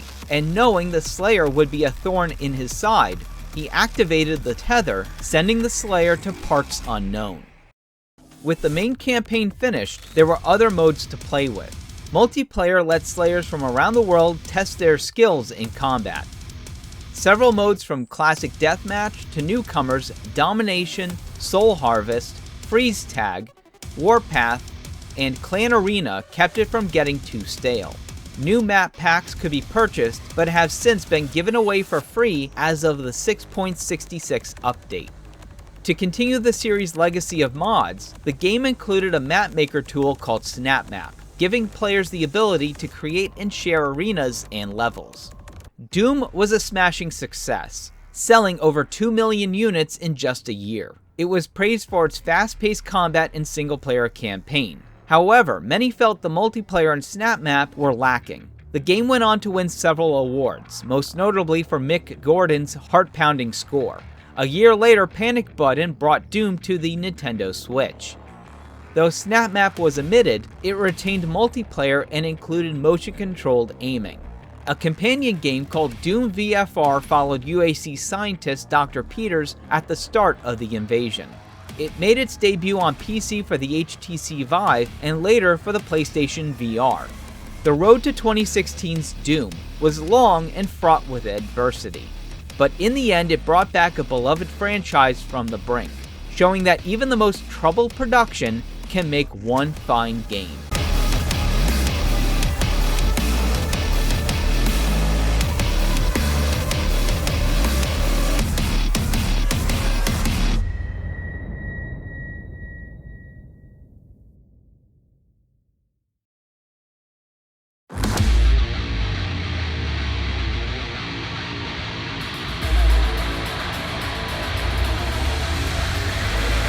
Despite the high sales and praise Doom had received, id was at a crossroads.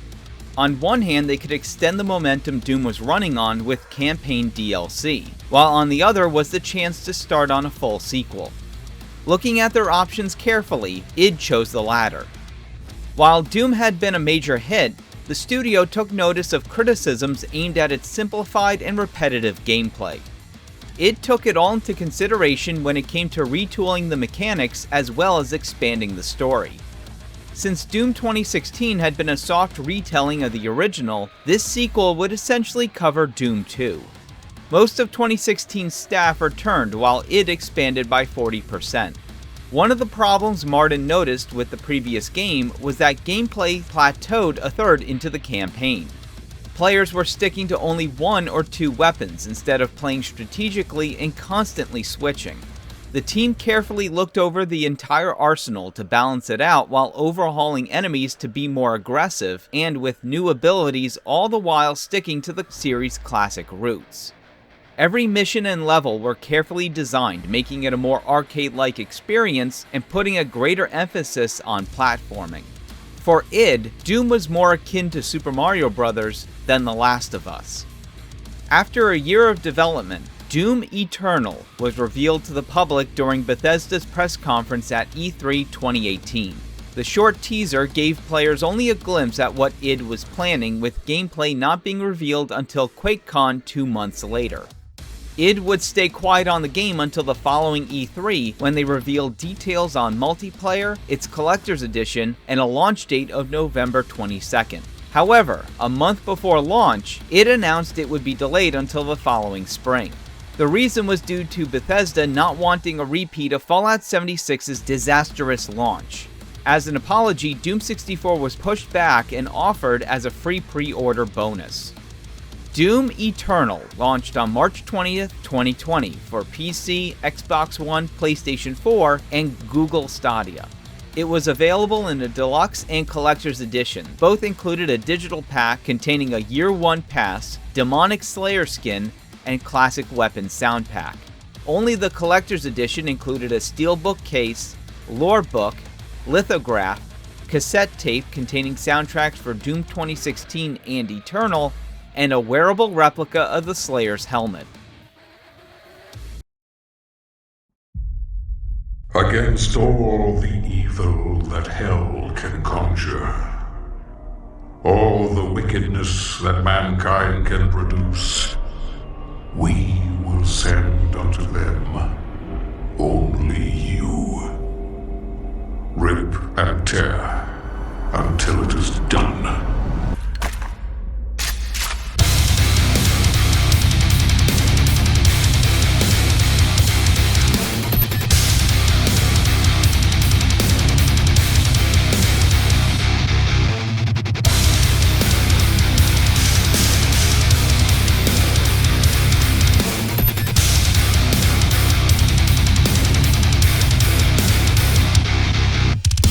In the months after his return, Samuel Hayden reopened the flow of Argent with the Crucible, and reorganized the Earth's military into the Armored Response Coalition, or ARC, in preparation for the inevitable invasion from Hell.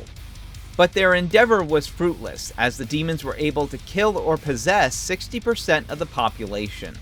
Hayden had also taken a blow during an assault that destroyed most of his body. Just when it seemed all hope was lost, a familiar face returned to Earth. The Slayer and Vega had somehow survived Hayden's treachery, arriving in their floating fortress of Doom. With the planet teetering on the brink of destruction, the Slayer was more than willing to get his revenge and end the nightmare once and for all.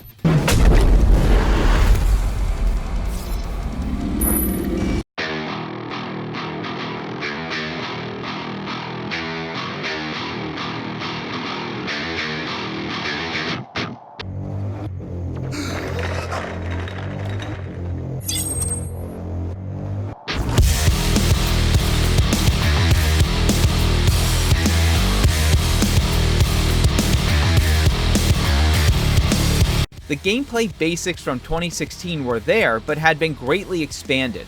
Combat was much faster than previously, as you can now dash, climb walls, and swing on bars. The classic weapons got a complete makeover, with the Gauss cannon now called the Ballista. The Super Shotgun received a meat hook that could grapple onto demons for either a quick kill or to get around easily. Making its return since Doom 64 was the Unmaker, though this time it came fully powered up without demon keys. The Slayer also reclaimed his own Crucible that sliced through any demon regardless of size, but only had up to 3 charges. New to your Praetor suit was a retractable blade for glory kills, Blood Punch for destroying fodder, shoulder-mounted cannon for frag grenades and ice bombs, and a flame belch for a quick incineration. Of course, these additions did more than just kill demons, but dropped health and armor. Coupled with the chainsaw's ability to give out ammo, all 3 were vital for surviving encounters, as arenas had less of them lying around. Eternal had more demons than any prior game. Fan favorites that didn't make their appearance in 2016 made their glorious return with upgraded abilities. Arachnotrons were armed with plasma turrets, Pain Elementals used Lost Souls as missiles, and the Archvile buffed its allies. Joining the fray were completely new demons for the Slayer to have fun with. Acid-spewing gargoyles, flame-throwing mecha zombies, shielded carcasses, teleporting prowlers, slithering whiplashes, and hovering maker drones added new challenges to combat. Hell Knights received their own cyber upgrades with the Dread Knight, and cyber demons were shrunk down to become tyrants. Tentacles would pop out of the ground for a cheap swipe, and the half-demon, half-machine Doom Hunters were designed to target the Slayer. While these were all formidable foes, the real test of player skills were the Marauders, resurrected Knight Sentinels corrupted by Hell. The keys to survival were constantly switching weapons, exploiting enemy weak points, all the while mastering the flame belch, ice grenades, and chainsaw. Movement and dashes were vital to staying alive. Dying meant restarting at the checkpoint, but you could find extra lives that let you continue without skipping a beat. Levels were more than just combat arenas, but massive puzzles that required platforming to cover every nook and cranny. Doing so awarded Slayers with numerous collectibles. Each one was littered with figurines, records, cheat codes, and Sentinel batteries to collect. In most levels, Slayers would come across Slayer gates that required a special key to open. Doing so granted you access to an arena that threw just about every demon at you, and completion would net you a Slayer key for unlocking the Unmaker. At the end of each level, Slayers would gain experience points towards more cosmetic extras for multiplayer. When you weren't ripping through demons, you could relax at the Fortress of Doom. The Safe Haven let players use Sentinel batteries for unlocking more goodies, checking out figurines and weapons, practice your skills in the Ripatorium, or play through Doom 1 and 2, all while jamming to classic id tunes. This stops nothing! The sacrament of this world to the great Khan Maker will be made, and the energy will be restored once again, as it is written, from the souls of the non-believers. You will not save them from their judgment. The lore of Doom was put at the forefront of Eternal. The invasion of Earth was being overseen by 3 Hell Priests, Deeg Nilox, Grav, and Ranak. The trio were former Night Sentinels that had been corrupted by Hell, and a flashback showed they were the ones who conscripted the Slayer into the Night Sentinels, after he was discovered outside their gates on the edge of insanity. The scene confirmed that not only 2016 and Eternal weren't just reboots, but sequels to Doom, Doom 2, and made Doom 64 canon. Of course, they were only in the way of the Slayer's true target. The trio answered to the Khan Maker, ruler of Urdak, home of beings called Makers. The invasion was orchestrated to collect souls for the manufacturing of Argent to power their civilization as part of a deal with Hell. The Slayer tracked down and killed Nilox and Ranak, but had to pick up what was left of Samuel Hayden in the demonic crucible to find Grav on Sentinel Prime. The Slayer took his life, but the spilling of Sentinel blood on holy ground branded him as a criminal. Losing her only way of controlling demons, the Khan drained the Fortress of Power and left the Slayer with her minions while preparing to reactivate an ancient warrior to set upon Earth.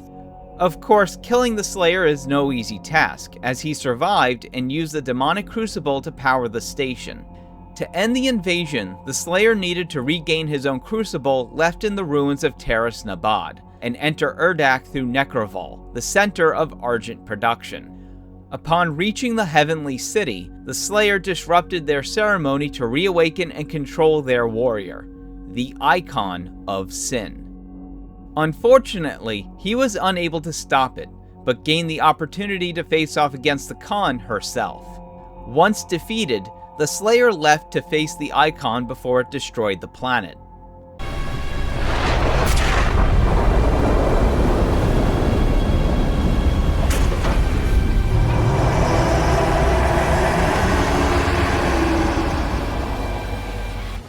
The 2-part battle required Slayers to destroy pieces of its armor as demons flooded the arenas. Though a fierce battle, in the end the Slayer felled the beast by jamming his crucible into its forehead.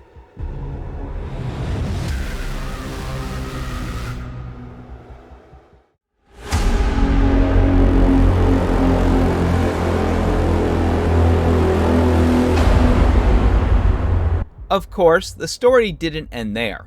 5 months later, id revealed that Eternal would get a 2-part DLC campaign called The Ancient Gods. Part 1 debuted on October 20th and took place several months after the battle with the Icon of Sin. With the Makers defeated, Urdak was invaded by demons. To save the world, the Slayer had to find the Seraphim, a former chancellor of the Khan that rebelled and gave the Slayer godlike powers. Both parts were made up of 3 massive levels, with new enemies to challenge your skills.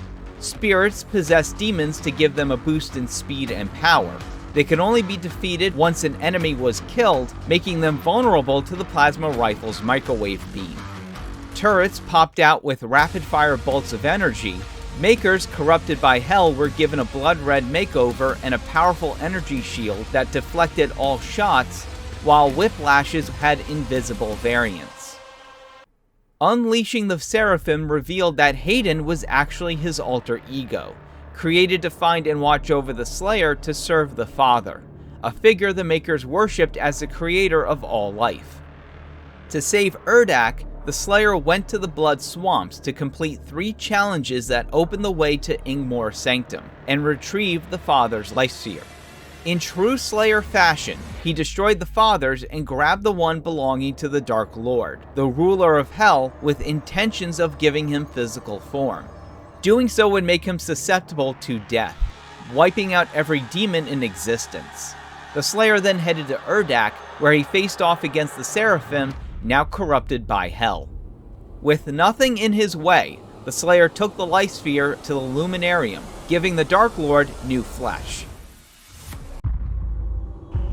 You bring violence and war to thwart the Dark Realm, but conflict was born in Hell. It is inevitable. A fire that fuels creation and gives purpose where there is none. The cliffhanger wouldn't be resolved until months later, when Part 2 dropped on March 18, 2021. With the Dark Lord given a physical form, the Slayer attempted to fight him, but was prevented from doing so as spilling blood in the Luminarium was forbidden. The Dark Lord got away, challenging the Slayer to meet him in Imora, the capital of Hell. With a new chapter came new mechanics. The Slayer can now reach new heights with floating targets that can be latched onto with the meat hook. Replacing the Crucible was the Sentinel Hammer that stunned enemies and dropped items. Even more enemies were added to the mix. Armored Barons came with a Morning Star that when destroyed opened it up for attacks. The acid attack of Cursed Prowlers caused you to lose the ability to jump and dash, but could only be cured with a Blood Punch. Riot Soldier shields were completely unbreakable and could only be killed from behind. Shambling Screechers buffed all demons when shot, and Stone Imps were only susceptible with the Shotgun's Full Auto mod. You could test these new enemies with escalation encounters. They were divided into 2 waves, the first being mandatory to continue, while the second was optional. Choosing to go for another round hit you with an increasingly difficult wave for a special cosmetic.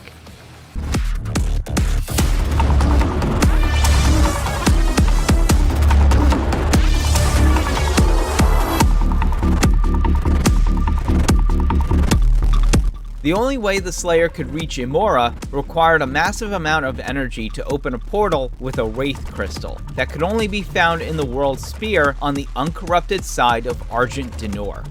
With the crystal in hand, the Slayer returned to Earth, using it to power the Gate of Divum and opening the way to Imora.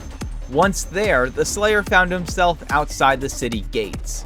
However, he was now joined by the surviving Sentinels ready to fight against the forces of the Dark Lord.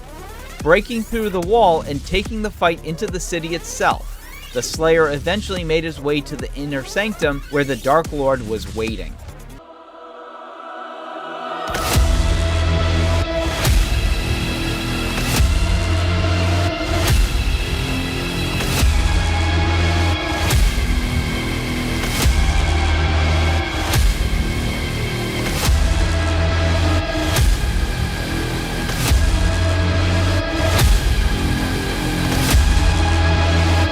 The 5-part final battle required players to master nearly every skill in the game. After a tedious fight, the Dark Lord was eventually defeated. In his final moments, the Dark Lord revealed that he was the true creator of everything, including the Father, who betrayed and sealed him away. History was then rewritten to portray the Father as the true creator. The Dark Lord then created the Slayer to exact his revenge. but his argument wasn't enough to make the Slayer reconsider. Tell me, have you nothing to say to your creator before you strike him down?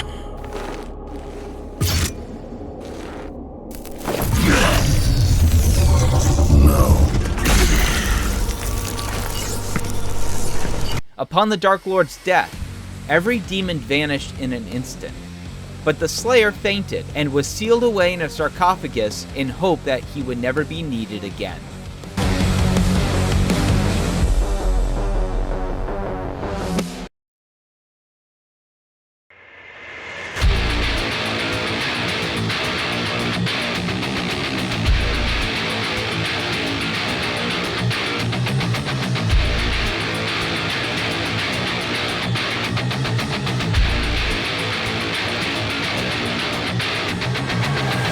Though Snap Map wasn't carried over, multiplayer received a complete overhaul called Battle Mode. Matches consisted of 2 against 1 battles, where one player was the Slayer and others as demons. For Slayers to be victorious, they had to kill both demons within 20 seconds of each other. At the end of each round, all sides could choose upgrades that increased health and damage. The mode got new arenas and demons added as Battle Mode 2.0 as of the 6.66 update at the end of 2021. Doom Eternal had the best launch of any game in the series, selling 3 million copies in just the first month, and over 100,000 concurrent players on Steam. Critics and fans hailed it for improved graphics, level design, and its epic soundtrack, though some were still disappointed, with its story and gameplay receiving criticism for being too confusing and overcomplicated. Battle Mode received the brunt of complaints and was seen as the worst part of Eternal. Though Bethesda didn't want to repeat a Fallout 76, Doom Eternal still faced controversy, and not the kind the series is used to.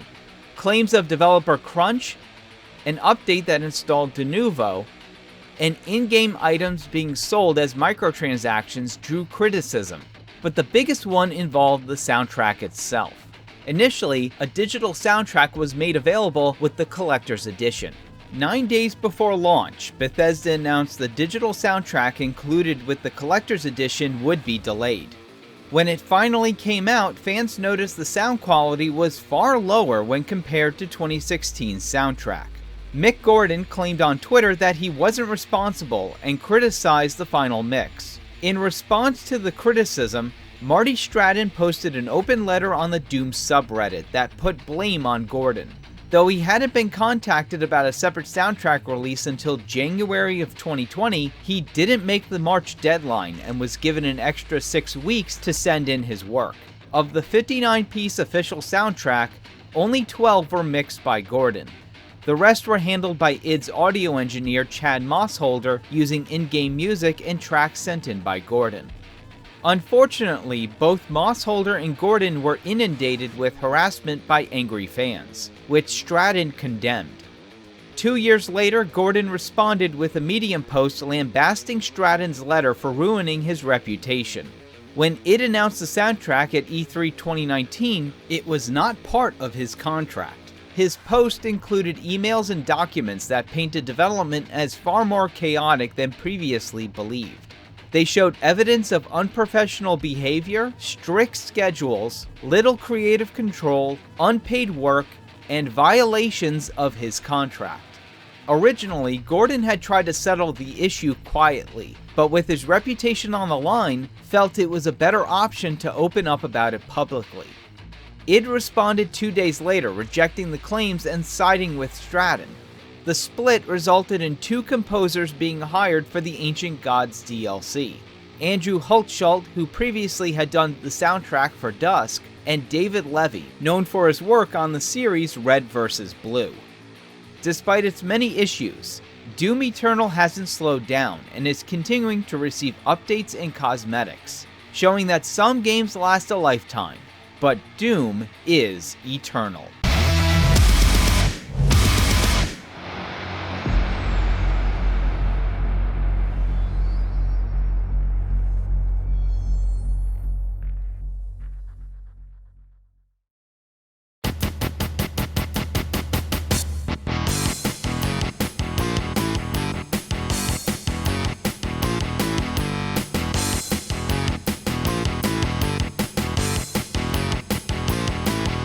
Though Doom has had a major impact on gaming, it's received only a few spin-offs. Sometime after Doom 3, John Carmack received a new cell phone to replace the one he lost. Noticing the low quality of many games on it, he saw this as an opportunity to jump into the burgeoning mobile market. Doom RPG was released in October 2005. Gameplay was a combination of first-person action and turn-based role-playing. Due to hardware limitations, graphics were much closer to Wolfenstein than Doom. RPG only contained 11 maps, and its story was loosely based on Doom 3, with the player showing up just as hell invaded with the help of a UAC scientist named Kronos. Doom RPG was a welcome breath of fresh air for the mobile market at a time when most games were cheap knockoffs of Tetris and Snake. The engine Carmack created would be used for the fantasy-themed Orcs and Elves and Wolfenstein's stab at the first-person RPG format. So it was fitting that the engine's final game would be a direct sequel. Doom 2 RPG released for Java and BlackBerry phones in 2009, and later on Windows Mobile and iOS the following year.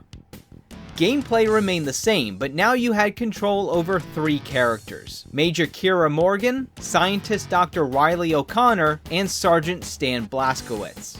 The iOS version came with a digital comic that filled players in on the story. The game took players to Mars, the Moon, Earth, and finally Hell itself, though this time with a much lower level count of just 9. Doom 2 RPG received positive praise, but has since been delisted from most stores. The same year the sequel to RPG released, another mobile game came out as Doom Resurrection. It was set during Doom 3, and reused many assets from the same title.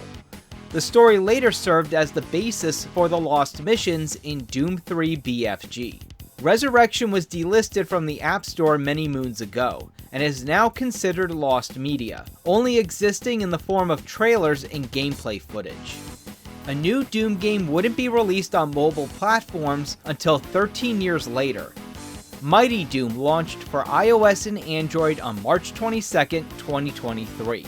The twin-stick shooter was more similar to Smash TV in the style of figurines from Doom Eternal. Of course, Doom has dabbled outside of games. The first official Doom adaptation came in the form of novels written by Daifiad Abhu and Brad Lenaweaver. 4 novels were published by Pocket Books between 1995 and 96. The series expanded upon the plot from the first 2 games and followed Flynn Taggart and Arlene Sanders, members of the U.S. Marines Fox Company, as they try to end the invasion of Earth. Another series of novels written by Matthew Costello were based on Doom 3 and published by Simon & Schuster. It was originally meant to be a trilogy, but the 3rd book was cancelled sometime in 2009. Then there's the infamous one-shot comic. It was created by Marvel Comics in 1996, but only for promotional events. However, it was later given out to the developers of Final Doom and included with the id Anthology. The short story involved Doom Guy rushing to find a gun to fight against the cyber demon. It's been considered something of a joke among fans, as its over-the-top writing and art have been fodder for memes. Only 50,000 copies were produced for E3, with another 100,000 reprints for the id Anthology. So original copies have become collector's items going for top dollar. It was given a reprint in 2021 as part of the Doom Classic Collection limited edition from Limited Run Games. In 2004, Doom came to tabletops for the first time. Doom the board game was created by Fantasy Flight Games and let 2 to 4 players go head-to-head as either Marines or Demons. An expansion set was released the following year, but Doom wouldn't get another dice roll until 2016. Fantasy Flight rethemed and revised their original game for 5 players, 4 as Marines and 1 controlling all demons. The only pen and paper take on Doom was Assault on Amoros Station.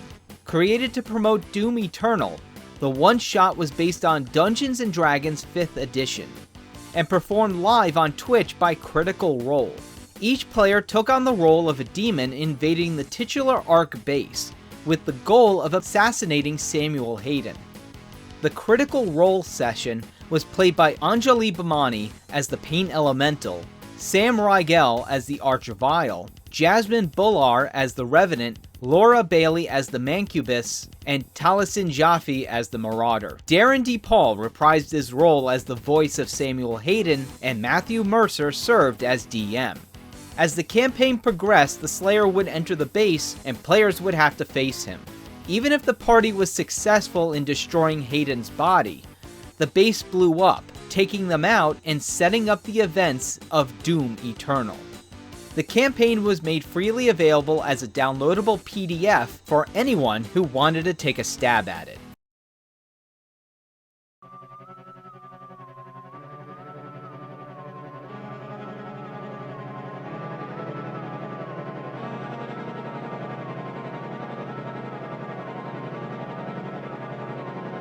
Of course, much like many gaming franchises, Doom has gotten the attention of Hollywood.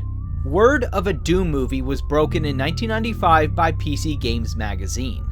The film rights had been optioned by Ivan Reitman's production company Northern Lights Entertainment for Universal Studios, which was later confirmed by Jay Wilbur and set for a 1997 release. The screenplay was being written in-house with final approval by id.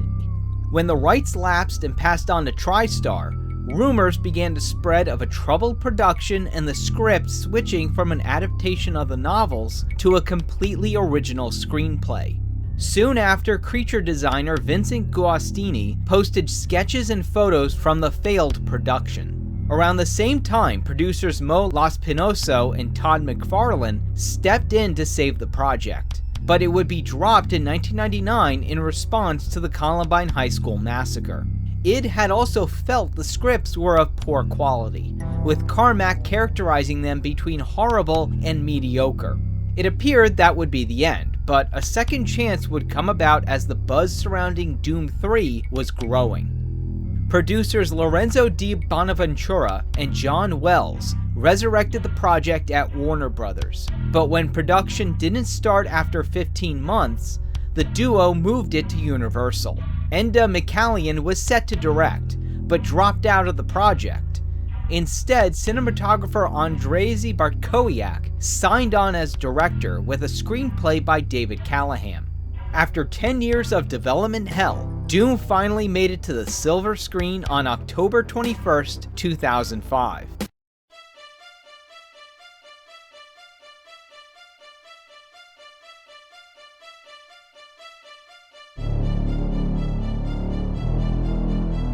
We have a quarantine situation on Olduvai.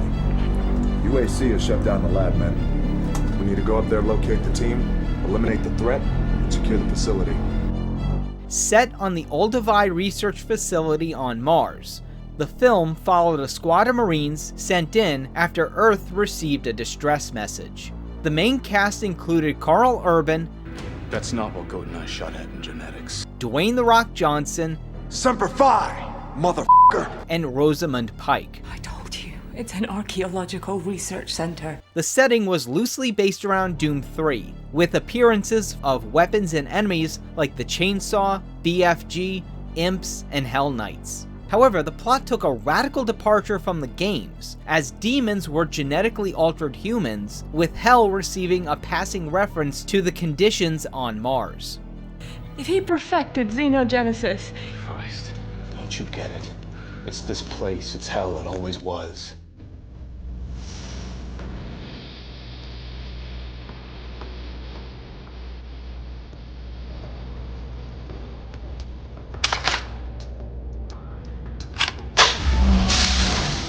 In homage to the game it was based on, the film included a 5-minute scene in first person, but lacked any of the memorable music from any of the games. Doom was a box office bomb, taking in $58 million on a budget of just $70. The film received scathing reviews and disappointment from fans, with an 18% critic score and 34% audience approval on Rotten Tomatoes. Surprisingly, John Carmack enjoyed it, calling the film a solid action movie. Plans for a sequel were considered if the film did well, but were shuttered after its poor performance.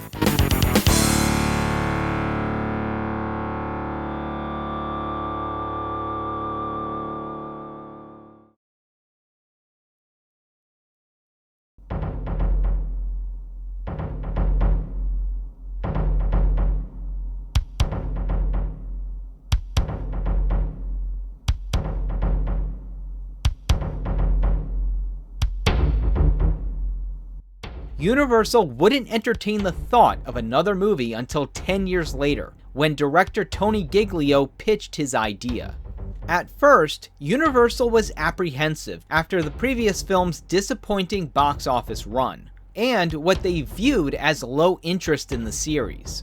However, they reconsidered this after the success of Doom in 2016. The screenplay was written by Giglio. Principal photography began in Bulgaria between April and June 2018, with additional shooting in early 2019. Originally, the film was set to release on May 17th of that year, but was pushed back to fall in order to fix some of the visual effects. Doom Annihilation was released directly to streaming services, DVD, and Blu-ray on October 1st, 2019. Instead of a direct sequel, Annihilation is a reboot that loosely combined aspects of Knee Deep in the Dead and Doom 3. The film followed a group of Marines led by Lieutenant Joan Dark being reassigned to the UAC's Phobos base. Just before they landed, a teleportation experiment goes horribly wrong and the base went to hell.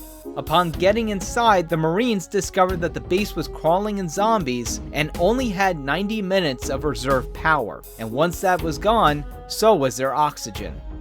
Unlike the previous film, the more supernatural aspects of Doom were fully present. Even Daisy was mentioned as the computer for the Marine ship. Much like the first film, Doom Annihilation reviewed poorly among critics and fans. Even Bethesda and id distanced themselves from the movie. Annihilation bombed, earning only $77,000 on a budget of $4 million. In 2021, Giglio announced plans for a sequel on Twitter. However, as of 2024, there's been no word on its status.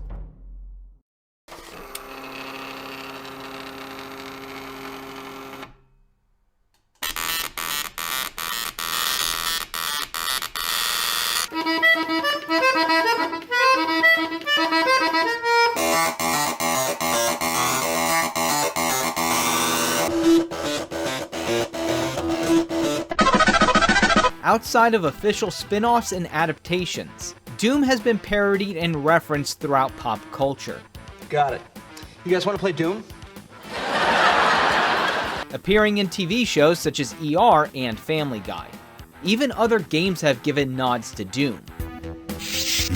That's one doomed Space Marine. However, its legacy hasn't gone entirely untarnished.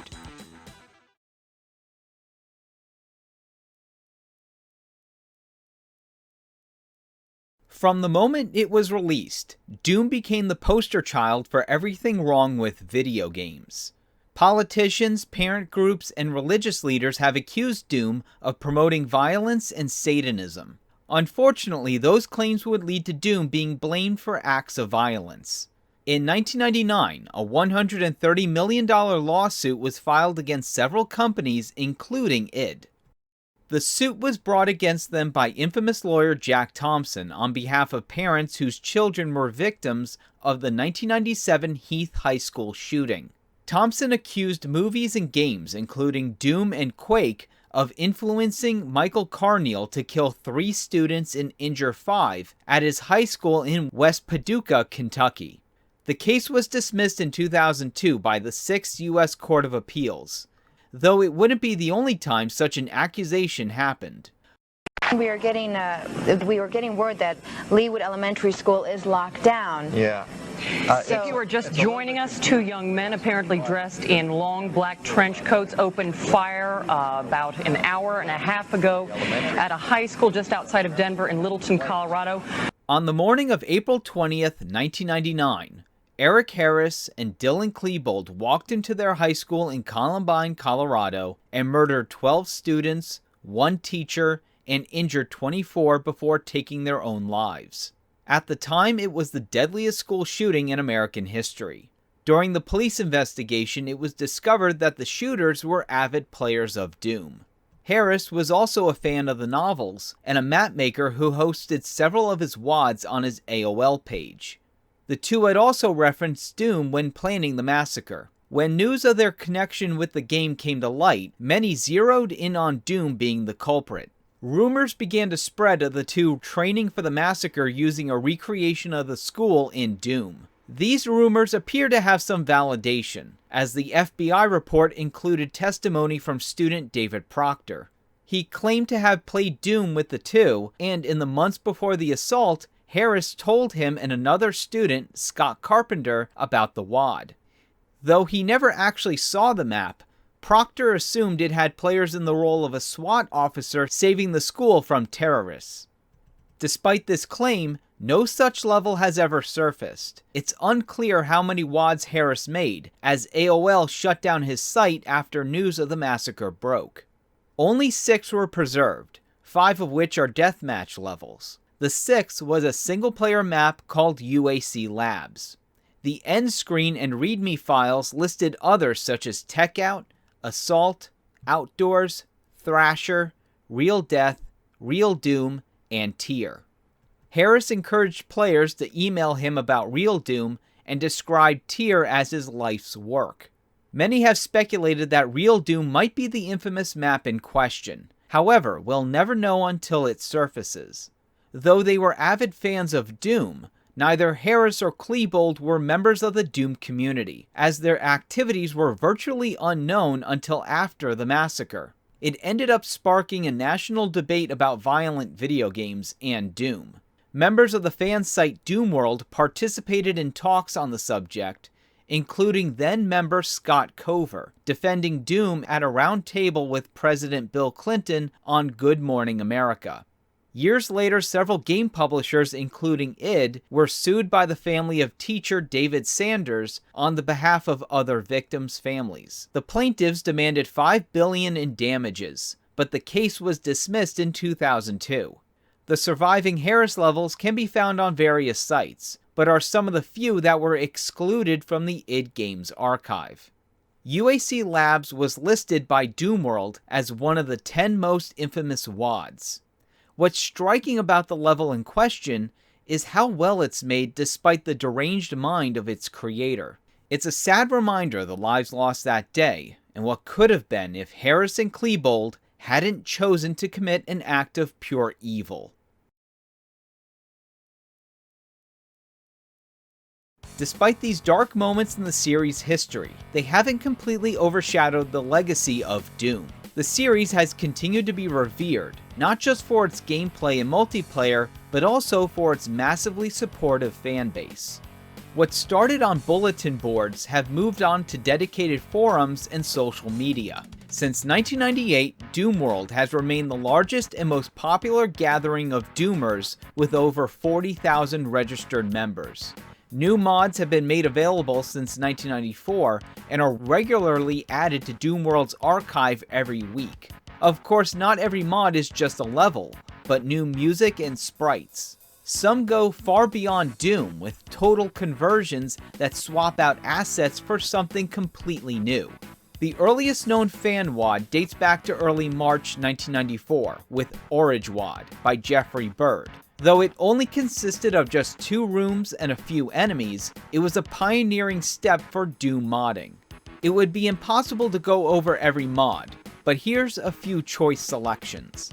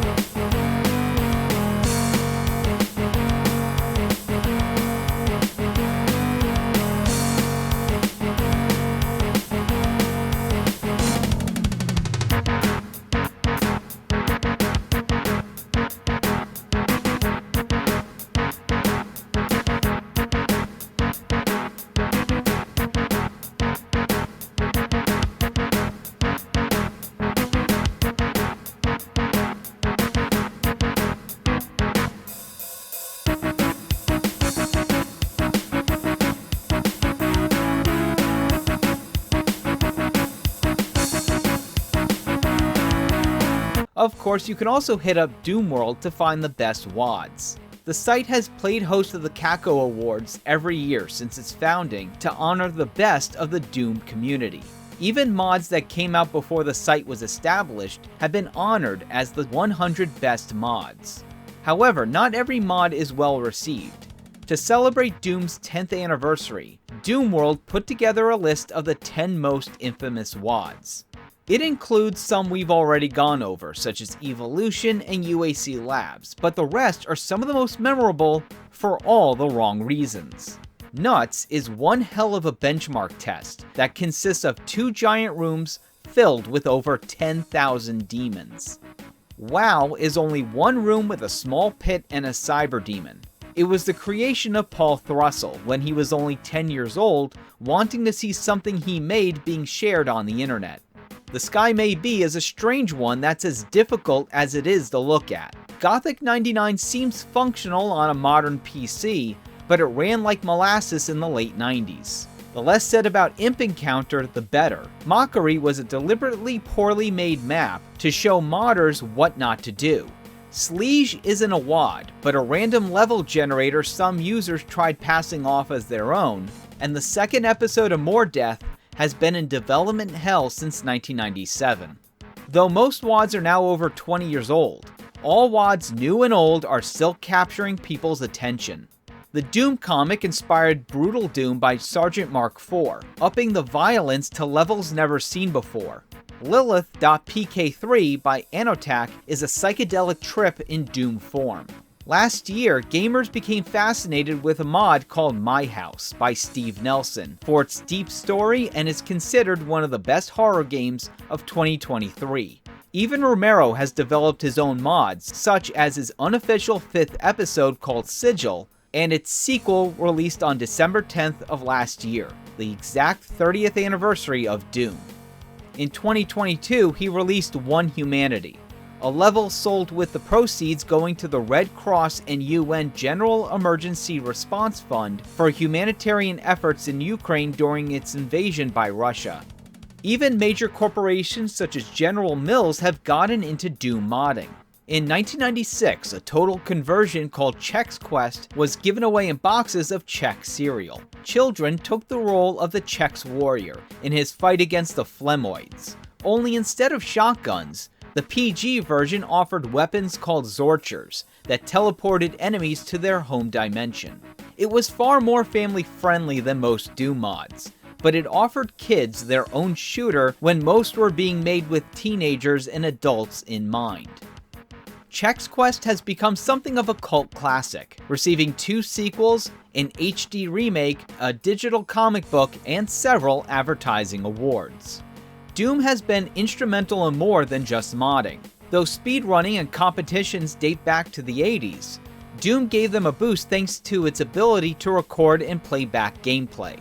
Since the files were much smaller than video, it made sharing and downloading them much easier at a time when most only had a 56K modem.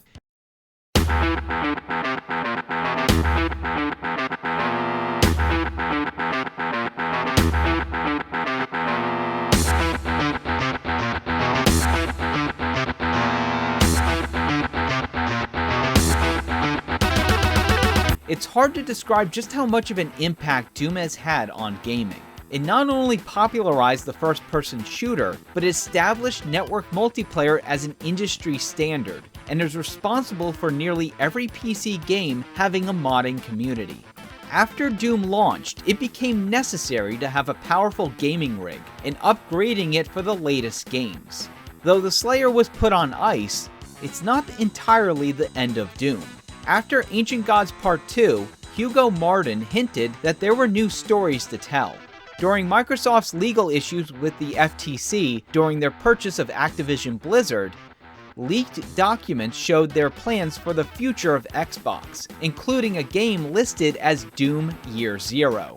However, since the plans date back to before 2020, it's possible this was cancelled a long time ago. However, a new chapter in the Slayer saga has been revealed. Doom: The Dark Ages was announced on June 9th, 2024. The initial trailer established that this would take place between Doom 64 and 2016.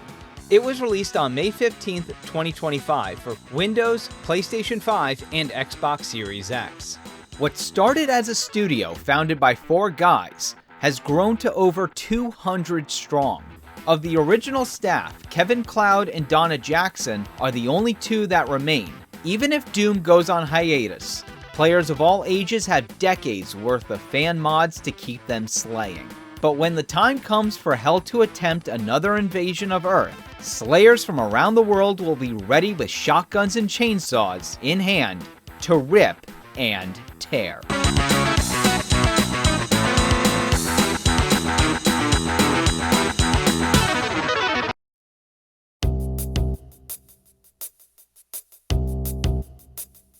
Alright folks, and that is the complete Doom retrospective as it was originally meant to be, and I just want to thank every single one of you for watching. I'm not going to take too long talking because sometimes I just ramble on, but I do want to keep this brief.